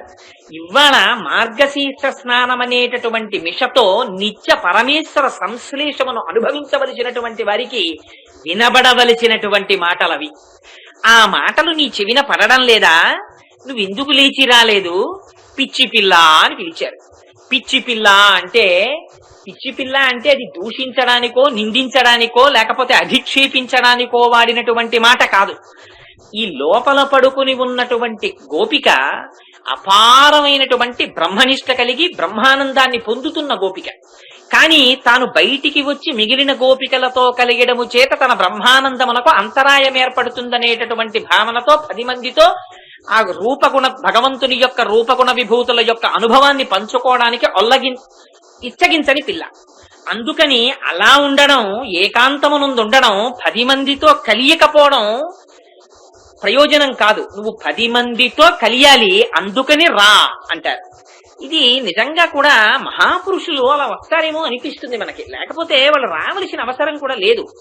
ఎందుచేత అంటే రమణ మహర్షి సిద్ధిని పొందినవారు. అటువంటి మహాపురుషుడు వచ్చి ఎప్పుడో ఒక్కసారి నోరు విప్పి మాట్లాడుతుండేవారు. మాట్లాడుతుంటే ఒక ఆయన వెళ్ళి అడిగారు, మీరు గొప్ప తపస్సు చేశారు, బ్రహ్మానందాన్ని అనుభవించారు, ఆత్మస్థితిని పొందారు, కానీ మీరు తిరువన్నామలై విడిచిపెట్టి రారు, ఈ కొండ మీద కూర్చుంటారు, ఏమిటి ప్రయోజనం ప్రపంచానికి? మీరు ఇలా ఉండడం వల్ల ప్రపంచానికి ఏమైనా ప్రయోజనం ఉందా అని అడిగారు. అడిగితే రమణులు అన్నారు, గురువు శరీరముతో ఉండడమే ప్రయోజనము అన్నారు. నిజంగా ఈ శరీరం అనేటటువంటి భావనలోకి మళ్లీ ఒకసారి వచ్చి మౌనమైనటువంటి ఆత్మస్వరూపానికి భంగకరమైనటువంటి వాక్కుతో మాట్లాడడమే వాళ్ళు మనకి చేసేటటువంటి మహోపకారం. వాళ్ళ నోరి విప్పి చెప్పకపోతే మీకు అసలు భగవంతుని యొక్క తత్వం ఎలా అర్థం అవుతుంది? అందుకే ఋషులకి కూడా రుణపడిపోయి ఉంటాం మనం. జన్మతః ఋషులకి రుణం ఉంది. ఆ ఋషి రుణాన్ని తీర్చుకోమంటారు శాస్త్రంలో. అందుకని ఇవాళ అలా లోపల పడుకుండి ఉండడము ప్రయోజనమునకు పూర్ణత్వం కాదు. అందుకని నువ్వు లేచి బయటికి రా. అలా వస్తే తప్ప మనకి గురి తెలియదు. మనకి గురి తెలియాలంటే అనుభవించిన వాళ్ళు గురి చెప్పాలి. ఎందుకని వాడికి ఎలా పట్టుకోవాలో తెలియదు. ధనస్సు బాణం ఆ మొట్టమొదట తాటిలోకి ఆ వింటినారిలోకి బాణాన్ని పెట్టి ఎక్కువ పెట్టి లాగి బాణాలు వేసేస్తున్నాడు. అది పక్షికి తప్ప అన్నింటికి తగులుతున్నాయి బాణాలు. అప్పుడు అంతకు ముందు గురి కలిగినటువంటి విలుకాడు వచ్చాడు. అలా కాదురా అబ్బాయి బాణం పట్టుకోవడం, నేను స్కూటర్ నేర్చుకోవడానికి విశాఖపట్నంలో ఉన్నప్పుడు ఒక ఆయన్ని స్కూటర్ నేర్పండి అని అడిగాను. అడిగితే ఆయన అన్నాడు, స్కూటర్ నేర్పుతాను కోటేశ్వరారా, ఆదివారం నాడు మా ఇంటికి రండి అన్నాడు. వెళ్తే ఆయన అన్నాడు, నేను స్కూటర్ నేర్పడం అంటే ఇంక నేను ఇవాళ ఎక్కేసి స్కూటర్ కిక్కు కొట్టేసి దాని మీద వెళ్ళిపోవడమే అనుకుంటూ వెళ్ళాను. ఆయన అన్నాడు, కోటేశ్వరారు నేను ఈ అరుగు మీద కూర్చుంటాను, మీరు స్కూటర్ స్టాండ్ తీయండి అన్నాడు. ఏంట్రా స్కూటర్ స్టాండ్ తీయమంటాడు ఏమిట్రా, ఇంత పొడుగు మనిషి స్కూటర్ స్టాండ్ తీయడమే రాదా, ఇంత అన్యాయమా, కిక్కు కొట్టడం నేర్పాలి కానీ అనుకున్నాను. స్టాండ్ తీయడం నా వశం కాలేదు అసలు, అది కదిలిపోతోంది. సరే ఎలాగో అలా స్టాండ్ తీస్తే అసలు దాన్ని ఎలాగ బ్యాలెన్స్ చేస్తే నిలబడుతుందో నాకు ముందు తెలియలేదు. అలా ఆయన స్టాండ్ వేసేసేవాడు, నన్ను స్టాండ్ తీయమనేవాడు. అలా ఒక 10 మాటలు చేశాక ఇది ఒడుపు స్టాండ్ తీయడానికి. అసలు స్టాండ్ తీయడం వస్తే కదా స్కూటర్ ఎక్కడం. అందుకని ఆ స్టాండ్ తీయడం ఎలాగో నేర్పాడు ముందు. అలా ఇన్ని బాణాలు వృధా అయిపోతుంటే విలుకాడు వస్తాడు. అలా కాదో అబ్బాయి, ఇలా పట్టుకో ధనస్సు, ఇదిగో బాణాన్ని ఇలా లాగు, లక్ష్యాన్ని ఇలా చూడు, ఇంకేం కనపడకూడదు, లక్ష్యం ఒక్కటే కనపడాలి. ఇప్పుడు విడిచిపెట్టు బాణాన్ని. తగిలిందా లేదా లక్ష్యానికి? ఇప్పుడు వాడు సంతోషపడిపోతాడు. ఈ గురి నేర్పేవాడు గురువు. ఈ గురి మనకి తెలియదు, తెలియక తిరుగుతుంటాను రకరకాల మార్గాల్లో. ఇదే కాకాసురుడు అనేక చోట్ల తిరుగుతుంటాడు. హంస రుజు మార్గంలో వెడుతుంటుంది ఒకే మార్గంలో. ఈ గురిని నేర్పేవాడు గురువు. ఆ గురువు బయటికి రావాలి. బ్రహ్మానందం అనుభవిస్తూ ఆయన ఒక్కడుంటే పూర్ణత మిగిలిన వాళ్ళకి ఎక్కడి నుంచి వస్తుంది? అందుకని నువ్వు ఒక్కదానిని అనుభవించడం కాదు, బయటికి రా, వచ్చి మాతో కూడు, మాతో కలిసిన నాడు వ్రతమునకు సిద్ధి. అందుకని బయటికి రమ్మని పిలుస్తున్నారు. పిలిచి ఆ గోపికతో ఒక మాట చెప్తున్నారు. నువ్వు బయటికి రావడం లేదు, అదిగో నీకు ఆ శబ్దం వినపట్టం లేదా? ఏ శబ్దం అంటేట, ఆ గోపకాంతలు దదిమధనం చేసేటప్పుడు, అంటే పెరుగు చిలికేటప్పుడు, ఆ రోజుల్లో కృష్ణుడు పుట్టడమే సరి పాడి పెరిగిపోయింది. ఎందుకు పెరిగిపోయింది అంటే పోతన గారు చాలా చమత్కారంగా చెప్పారు భాగవతంలో. కంచుకములు తలకట్లును కాంచన భూషాంబరములు మెరయ్యగా గోపకు లేతించిరి మంచి పదార్థములు కొనుచు మాధవు చూడన్నారు. అప్పటికి పేరు పెట్టలేదే కృష్ణుడికి, అప్పుడే పుట్టాడు ఆయన. పుట్టగానే ముందు ఆడవాళ్ళందరూ పరిగెత్తారు కృష్ణుడిని చూడడానికి. అంతే కదండి సహజం. పక్కింట్లో పిల్లాడు పుట్టాడంటే నువ్వు వంట చేసుకొని నేను వెళ్ళి చూసొస్తాను మొగాయన ఎడితే అసందర్భంగా ఉంటుంది. ఆడవాళ్లు లోపలికి వెళ్ళాలి ప్రసూతి గృహంలోకి, మగవాళ్లు లోపల భగవంతుడి పాదాలు పట్టుకుని ప్రార్థన చేసి ఆ వంశాంకురమునకు జన్మనిచ్చినటువంటి తల్లిదండ్రులు దీర్ఘాయుష్మంతులై వాళ్ళ కలలు సాఫల్యమును ఇయ్యగలిగినటువంటి కొడుకుగా వర్ధిల్లుగా కాని బయట నిలబడి ఈయన ప్రార్థన చేస్తారు. అందుకని ఆడవాళ్లు ముందెళ్లారు. తర్వాత వెళ్లే మగవాళ్ళందరూ ఎలా వెళ్లారో తెలుసా అండి కృష్ణుడిని చూడడానికి? ఆడవాళ్లు వెళ్లేటప్పుడు సంబరం చాలా చిత్రంగా చెప్పారు పోతన గారు. ఏమి నోమ ఫలము ఇంత ప్రొద్దక వార్త వింటిమ బలలార వీనులలరా మన యశోద చిన్ని మగవానిక నెనట చూచి వత్తమమ్మ సుగతులారా చక్కనివాడు చిక్కినాడు నలనివాడు అలరివాడు చల్లనివాడు దక్కినాడు ఏ పూర్వ పుణ్యమో ఏ నోము ఫలమో అని. అబ్బో చూసొచ్చిన వాళ్ళు చెప్పుకోరండి, పిల్లాడు అచ్చ వాళ్ళ నాన్నగారి పోలికండి, తెల్లగా ఉన్నాడు. గోవిందబాబు గారు అమ్మాయి వచ్చి ఇక్కడ కూర్చుంది అనుకోండి గడప మీద, గోవిందబాబు గారి లాగే తెల్లగా ఎలా ఉందో చూడండి ఆ పాప అని చెప్పి చెప్పుకో. అలా ఆ నల్లగా ఉన్నాడు, చల్లగా ఉన్నాడు, చక్కగా ఉన్నాడు ఆ పిల్లాడని చెప్పి చెప్పుకున్నట్టుగా వీళ్ళందరూ చెప్పుకుంటున్నారు. కానీ గోపాల బాలురు వచ్చేటప్పుడు అలా రాలేదుట. కంచుకములు తలకట్లును కాంచన భూషాంబరములు మెరయ్యగా గోపకు లేతించిరి మంచి పదార్థములు కొనుచు మాధవు చూడం. మాధవుణ్ణి చూడ్డానికి అన్నారు పోతన గారు. మాధవుడు ఏమిటి? ఆయనకి ఎవరు పెట్టారు పేరు? మాధవుడని పెట్టారు. ఆ పేరు ఎవరు పెట్టలేదే, అప్పుడే పుట్టాడు. మాధవుడు ఏమిటి? మాం అంటే లక్ష్మీదేవి. ఆ మాకి ధౌడు ఆయన లక్ష్మీపతి. లక్ష్మీపతి పుడితే లక్ష్మి లేకుండా ఉంటుందా అక్కడ? అందుకని నిత్యానపాయని ఆయన ఎక్కడికెడితే ఆవిడ వెనకాల వచ్చేస్తుంది. అందుకని ఆవిడ కూడా ఆయన వెనకాతలే వచ్చేసింది. ఇది నిన్నటి రోజున యమునా నది రేవు గుర్తుగా కలిగిన వాడంటారు. శ్రీ మహావిష్ణువు వెడితే ఆయన వెంట వెళ్ళిపోయేవి కొన్ని ఉంటాయి. ఆయనతో పాటు విరజానది వస్తుంది. ఆయన రాముడిగా వస్తే గోదావరిగా వచ్చింది, ఆయన కృష్ణుడిగా వస్తే యమునా నదిగా వచ్చింది. అందుకని అదొక గుర్తు ఆయనకి. అందుకని యమునా నది సైకతములను గుర్తుగా కలిగిన వాడు అన్నారు నిన్నటి పాశురంలో. ఇవాల్టి పాశురంలో అమ్మవారు ఆయన్ని చూడండి ఎంత చిత్రమైన మాట అన్నారంటే మంచి పదార్థములు కొనుచు మాధవు చూడన్. లక్ష్మీపతిని చూడటానికి ఎడుతున్నారు కాబట్టి మంచి పదార్థములు కొనుచు. ఆ ఐశ్వర్య కటాక్షం కూడా చేతుల్లో కనపడింది యజమానుల దగ్గర.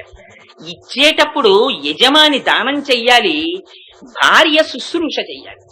ఆ శుశ్రూష చేసేటప్పుడు ఇంటి యజమానురాలు కూతుర్ని దగ్గర పెట్టుకోవాలి, దానం చేసేటప్పుడు తండ్రి కొడుకుని దగ్గర పెట్టుకోవాలి. ఎందుకనంటే అసలు వంశమునకు కీర్తి ప్రతిష్ట అక్కడ ఉంటాయి.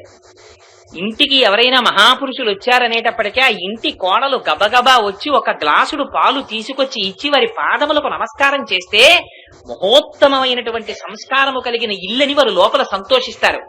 ఊరక రారు మహాత్ములు వా రథముల ఇండ్ల కడకు వచ్చుటలెల్లను కారణము మంగళములకు నీరొచ్చుట శుభము మాకు నిజము మహాత్మ అంటాడు నందుడు. అసలు రావడమే పుణ్యం. వాళ్ళు వచ్చారు, వస్తే ఈ సంస్కారం రావాలి. అందుకని కూతురు చెడుగైన మాత తప్పు, కొడుకు చెడుగైన తండ్రి తప్పు, అశ్వంబు చెడుగైన అశ్వారోహకుని తప్పు, రాజ్యంబు చెడుగైన రాజు తప్పు.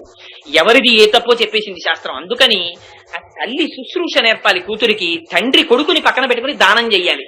లేకపోతే నాన్నగారు ఏం దానాలు చేశారో మరి నాకు తెలియదని మా నాన్నగారు ఏమైనా ఇస్తుంటారేమో అన్నది అలవాటు అయిపోతే వీడికి ఇవ్వడం అన్నది చేత కాదు. అది చేత కాకపోతే వంశము యొక్క కీర్తి ప్రతిష్టలు పెరగడం, మహాపురుషులు జన్మించడం జరగదు. ఎందుచేతన అంటే ఆ వంశంలో జరగట్లేదు కాబట్టి పుణ్యకార్యం. అందుకని మంచి పదార్థములు కొనుచు మాధవు చూడన్. గోపాల బాలురు పట్టుకెళ్ళారట పదార్థాలు.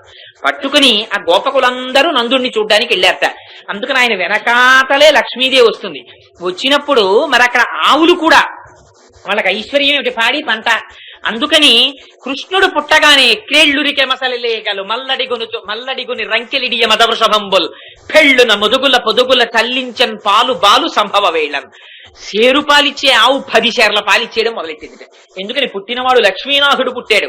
లక్ష్మి ఐశ్వర్యంలోంచే రావాలి. ఎవరేది నమ్ముకుంటే దాంట్లోంచి వస్తుంది. సిరిదా వచ్చిన వచ్చును సలలితముగ నారికేళ సలిలము భంగిన్ సిరిదా పోయిన పోవును కరిమంగిన వెలగ పండు కరణిని సుమతి. అందుకని ఆ పాల రూపంలోనే వచ్చింది ఆవిడ. ఆ పాడి పంట వృద్ధి చెందాయి. అంతకు ముందు వాళ్ళు అంతంత చెయ్యవలసిన అవసరం లేకపోయింది. ఇప్పుడు ఆ కుండలలో పెరుగులోట కవ్వాల్ని గట్టిగా దింపుతున్నారట. దింపి పాపం వాళ్ళకి అది చాలా పవిత్ర కర్మ. అందుకని స్నానం చేసి పట్టుబట్టలు కట్టుకుని ఆ కొంగులు దోపుకుని జుట్లు ముడి వేసుకుని వాటిలో పువ్వులు పెట్టుకుని వడ్డాణాలు పెట్టుకుని చేతి నిండా గాజులు వేసుకుని ఆ కవ్వాలకి తాళ్లు కట్టి ఆ దధిమదనం చేస్తుంటే పాటలు పాడుకుంటుంటే అందులో వాళ్ళందరికీ ఓ అలవాటు. కృష్ణుడు పుట్టిన తర్వాత వాళ్ళు ఎప్పుడు పాడుకున్నా వాళ్ళు ఎప్పుడు కృష్ణుడి మీద పాటలు పాడుకుంటుంటారు. అందుకని ఈ పాటల ధ్వని గాజుల ధ్వని ఆ తోడి వీళ్ళ యొక్క ఆ మెడలో వేసుకున్నటువంటి ఆభరణముల యొక్క ధ్వని కలిసి 3 ధ్వనులు పవిత్రమై ఆకాశమంతటా వ్యాపిస్తున్నాయిట. ఇంట్లో పనులు చేసుకునేటప్పుడు భగవన్నామ సంకీర్తన చేస్తూ చేసేటటువంటి వారి ఇంటిలోకి అంత తొందరగా దుష్టగ్రహాలు ప్రవేశించవు. ఇది తెలిసో తెలియకో నోటి వెంట నామం జరిగిపోతుంటుంది. సమయం వృధా కాకుండా వెళ్ళిపోతుంటుంది. భాగవతం నేర్పుతుంది మన జీవితాన్ని. అమ్మవారు పాశురాన్ని అడ్డుపెట్టి మళ్ళీ జ్ఞాపకం చేస్తోంది మనం ఎలా బ్రతకాలం. అందుకని ఆ దధిమథనం చేస్తున్నారట. ఆ దధిమథనం చేస్తుంటే సుప్రభాతం చెప్పినా వెంకటేశ్వర స్వామి వారికి పొద్దున్నే ఇదే గుర్తు చేస్తాం. ఆయనకి ఇది గుర్తొస్తే ఆయన కూడా ఉలిక్కిపడి వింటాడు ఒకసారి. ఎందుకంటే అవతారమే కదా. ఆయనకి చెప్తూ ఆయన గురించి ఒక మాట చెప్తారు. యోషా గణేనవ రతజ్ఞి విమధ్యమాని ఘోషాలయేషు దిమంతన తీవ్ర ఘోషాః రోషాత్కెలింబితతే కకుభస్య కుంభాః శ్రీ వెంకటాచలపతే తవ సుప్రభాతం అంటారు. స్వామి ఆ కుండలలో కవ్వాలు దింపి ఆ గోపకాంతలు చల్ల చేస్తుంటే పెద్ద పెద్ద కుండలు అంతంత పెరుగు ఆ లోపల కవ్వాలు తిరగలేక తిరుగుతుంటే కవ్వాలకి కుండలకి దెబ్బలాటొచ్చి అరుచుకుంటున్నాయా అన్నంత ధనుస్తోంది. స్వామి లేచిరా, నువ్వోసారి నందవ్రజంలో పుట్టి అంత ఐశ్వర్యం వాళ్ళకి ఇచ్చావే అనగానేట ఒక్కసారి ఆ గోపకాంతలు ఆ గోపాల బాలురు తను తిరగడం తన సౌలభ్యం గుర్తొచ్చి గోవిందనామం కదా గభాలన లేస్తాట స్వామి. అంటే ఆయన ఇప్పుడు నిద్రపోతాడనే మన ఆర్తి. అలా భగవంతుడు దర్శనమిస్తాట. అందుకని సుప్రభాతంలో కూడా అదే వాడారు. అంత చిత్రంగా ఇక్కడ అమ్మవారు అంటుంది, అదిగో ధ్వని నీకు వినబడడం లేదా అంటుంది. ఇది బాహ్యమునందు ధ్వని కాదు, దీని ఆంతరమున రహస్యం వేరు. మొట్టమొదట విడిపోయినది కొప్పు విడిపోయి సుగంధం వస్తోంది. ఎందుకని కొప్పులో పువ్వులు ఉన్నాయి కనుక. జుత్తు మోహానికి గుర్తు, అపారమైనటువంటి శారీరక తాదాత్మ్యతకి సౌందర్య ఆకర్షణకి తలనీలాలు గుర్తు. వాడు చొక్కాకి గుండీలన్నా పెట్టుకోడు కానీ తలకాయ మాత్రం దూకుంటాడు. ఈ శరీరం ముడతలు పడిపోయినా బాధ లేదు కానీ దీనికి రంగు మాత్రం వేసేసుకుంటాడు. చొక్కా ఉతుక్కోవడం అన్నా మరిచిపోతాడు కానీ ఇది వెలిసిపోతే మాత్రం ఎంత బెంగ పెట్టుకుంటాడో. అంటే నేను ఎవరిని ఉద్దేశించి అనడం లేదు చూసుకోండి. అందుకని ఈ జుత్తు తెల్లబడుతుంటుంది. భగవానుడు జ్ఞాపకం చెయ్యాలంటే పాపం ఆయన కూడా కొన్ని సిగ్నల్స్ పెట్టుకున్నాడు. వీడికి అన్నింటికన్నా మమకారం ఈ జుత్తు మీద కదరా, ఫోన్లే పాపం దీన్ని తెలుపు చేసేద్దాం, తెలుపులోంచి కదా అన్ని వచ్చాయి, తెలుపులోకి అన్ని వెళ్ళిపోవాలి కదా మళ్ళీని.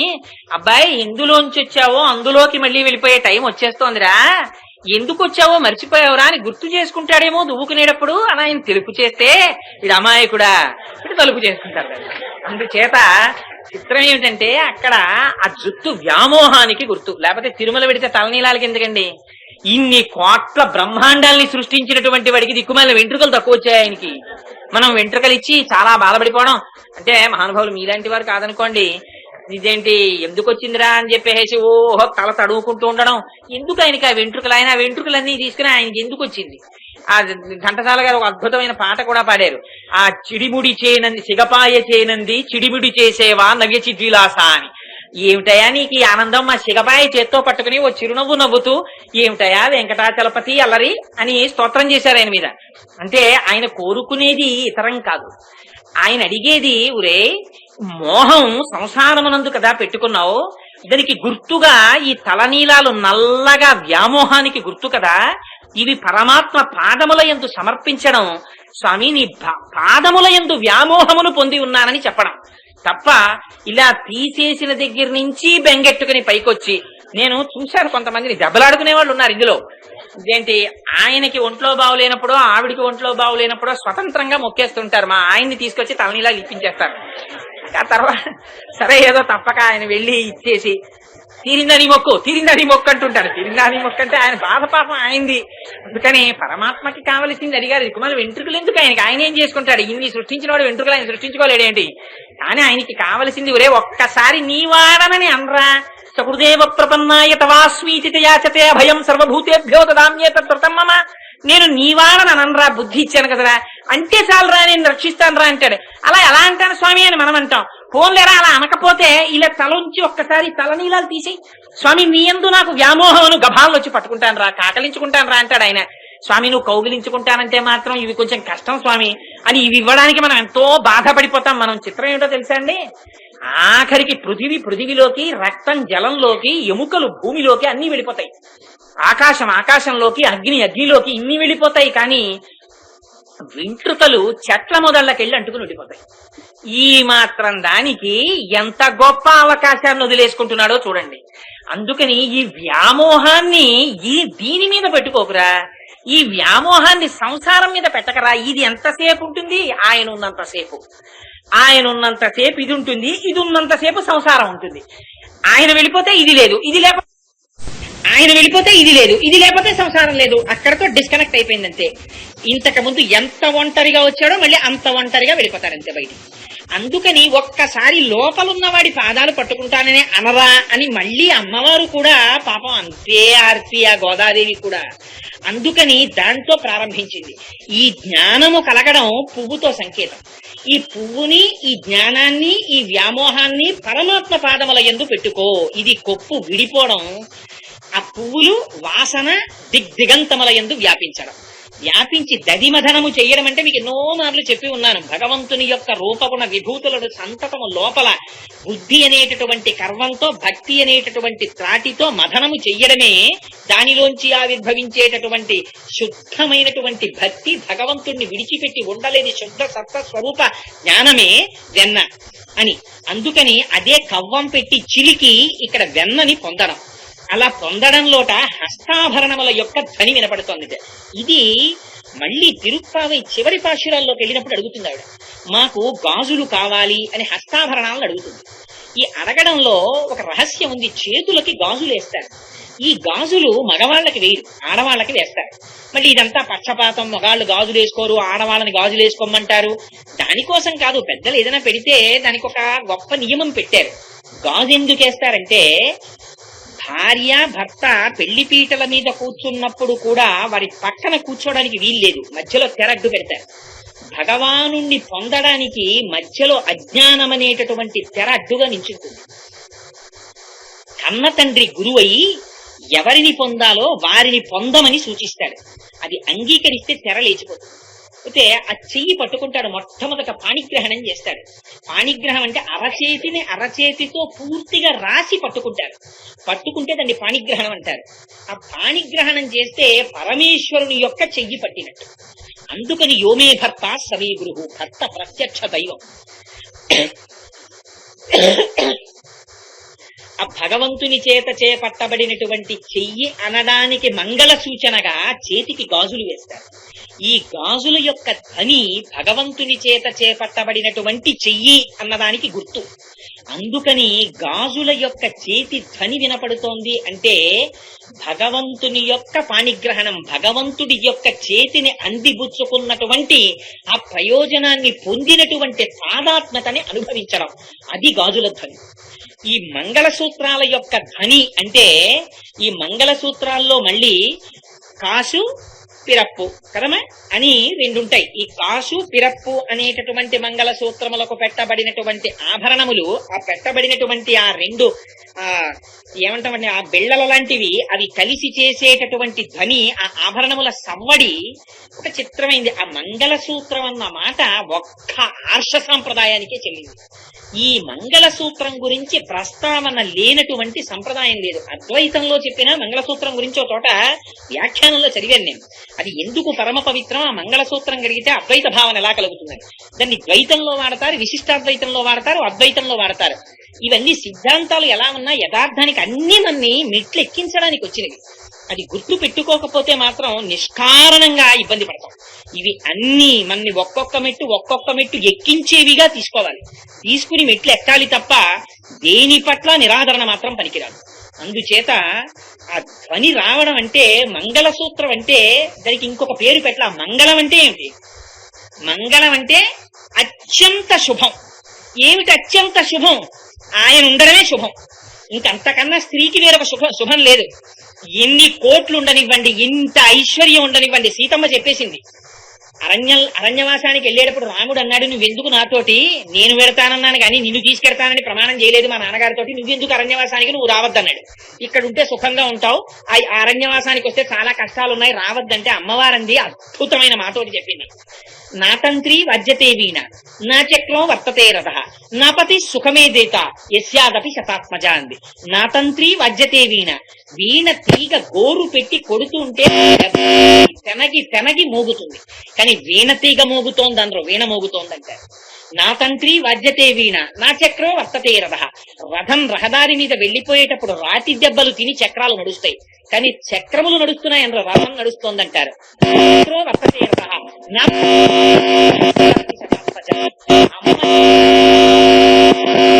కింద పెడుతుంటే రెండు చేతులు జాపి అరిచేతులలో కాళ్ళు వేయించుకుని నడిపించ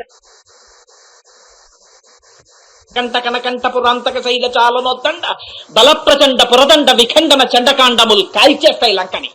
నిష్కారణంగా చచ్చిపోతావు రావణ అని చెప్పింది. నిజం కూడా అంతే.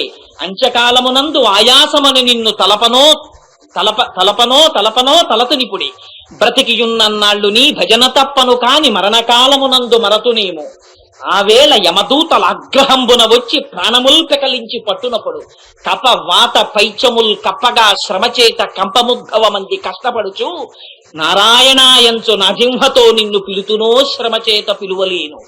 నాటికిపుడి నీ నామస్మరణ చేతు చెవినిడవయ్య భూషణ వికాస శ్రీధర్మ పురనివాస దుష్ట సంహార నరసింహ దురిత అని వేడుకున్నారు మహాత్ములు. అందుచేత కావలసింది ఆ భగవన్నామం చెప్పడం నోటి వెంట సర్వకాలములయందు ఆ నామం చెప్పుకోగలిగినటువంటి అలవాటు ఉత్తరోత్తరముల యందు పనికొస్తుంది. ఇది మనస్సుకి అలవాటైతే, ఒక వ్యాఖ్యానంలో నేను ఒక మాట చదివి ఒక పావుగంట సేపు పుస్తకం చదువుకోలేకపోయాను. తలుపు సందులో వేలు పడిన నాడు కూడా శివ అనో నారాయణ అనో నువ్వు అనడం అలవాటైతే తొట్టతుటన ప్రాణోత్క్రమణం అయిపోతున్నప్పుడు కూడా నారాయణ అనో శివ శంకర అనో ఏదో ఒక నామం ఏకశబ్ద సమ్యజ్ఞాత సృష్ట ప్రయుక్త స్వర్గే లోకే కామదుర్భవతి ఆ నామం అంటూ పలకడం వస్తే అది నిన్ను ఉద్ధరిస్తుందిరా, కనీసం అది అలవాటు చేసుకో అంటారు. అందుకని వారుట దధిమధనం చేస్తూ నోటి వెంట అప్రయత్నంగా ఆ మాటలు వస్తున్నాయిట. అది నీ చెవిన పడడం లేదా? బాహ్యంలో చాలా మామూలుగా అడుగుతోంది, లోపల ఎంత గంభీరమైన మాటలు ప్రశ్న చేస్తోందో చూడండి అమ్మవారు. సమస్త జగత్తుకి ప్రశ్న వేస్తోంది. ఇది గోపికల్ని మాత్రం కేవలం లేచిరమ్మని కాదు. ఆనాడు ఇప్పుడు గోపికల్ని లేచిరమ్మని వ్రతం చేస్తే ఈనాడు ధనుర్మాస వ్రతం అని ఇప్పుడు మనం చెప్పవలసిన అవసరమే ఉంది. ఆనాడు ఆవిడ చేసింది అయిపోయింది అక్కడతోటి, అది ఇవాళ తలుచుకోవడం ఎందుకు? కాదు, దాని లోపల సమస్త జగత్తుకి సందేశం ఉంది. అందుకని ఒక్కొక్క ఆళ్వారుల్ని గుర్తు చేస్తోంది. చేసి ఇంత ఆర్తితో పాశురాలు చెప్పింది తల్లి. అందుచేత లేచిరా, ఈ ధనులు నీకు వినపట్టం లేదా? అనంతముగా అంతటా వ్యాపించినటువంటి శ్రీమన్నారాయణుడు కంటితో చూడడానికి వీలైన కృష్ణుడిగా ఆవిర్భవించాడు. ఆ అవతరించిన వాడు కేసీ అన్న రాక్షసిని చంపాడు.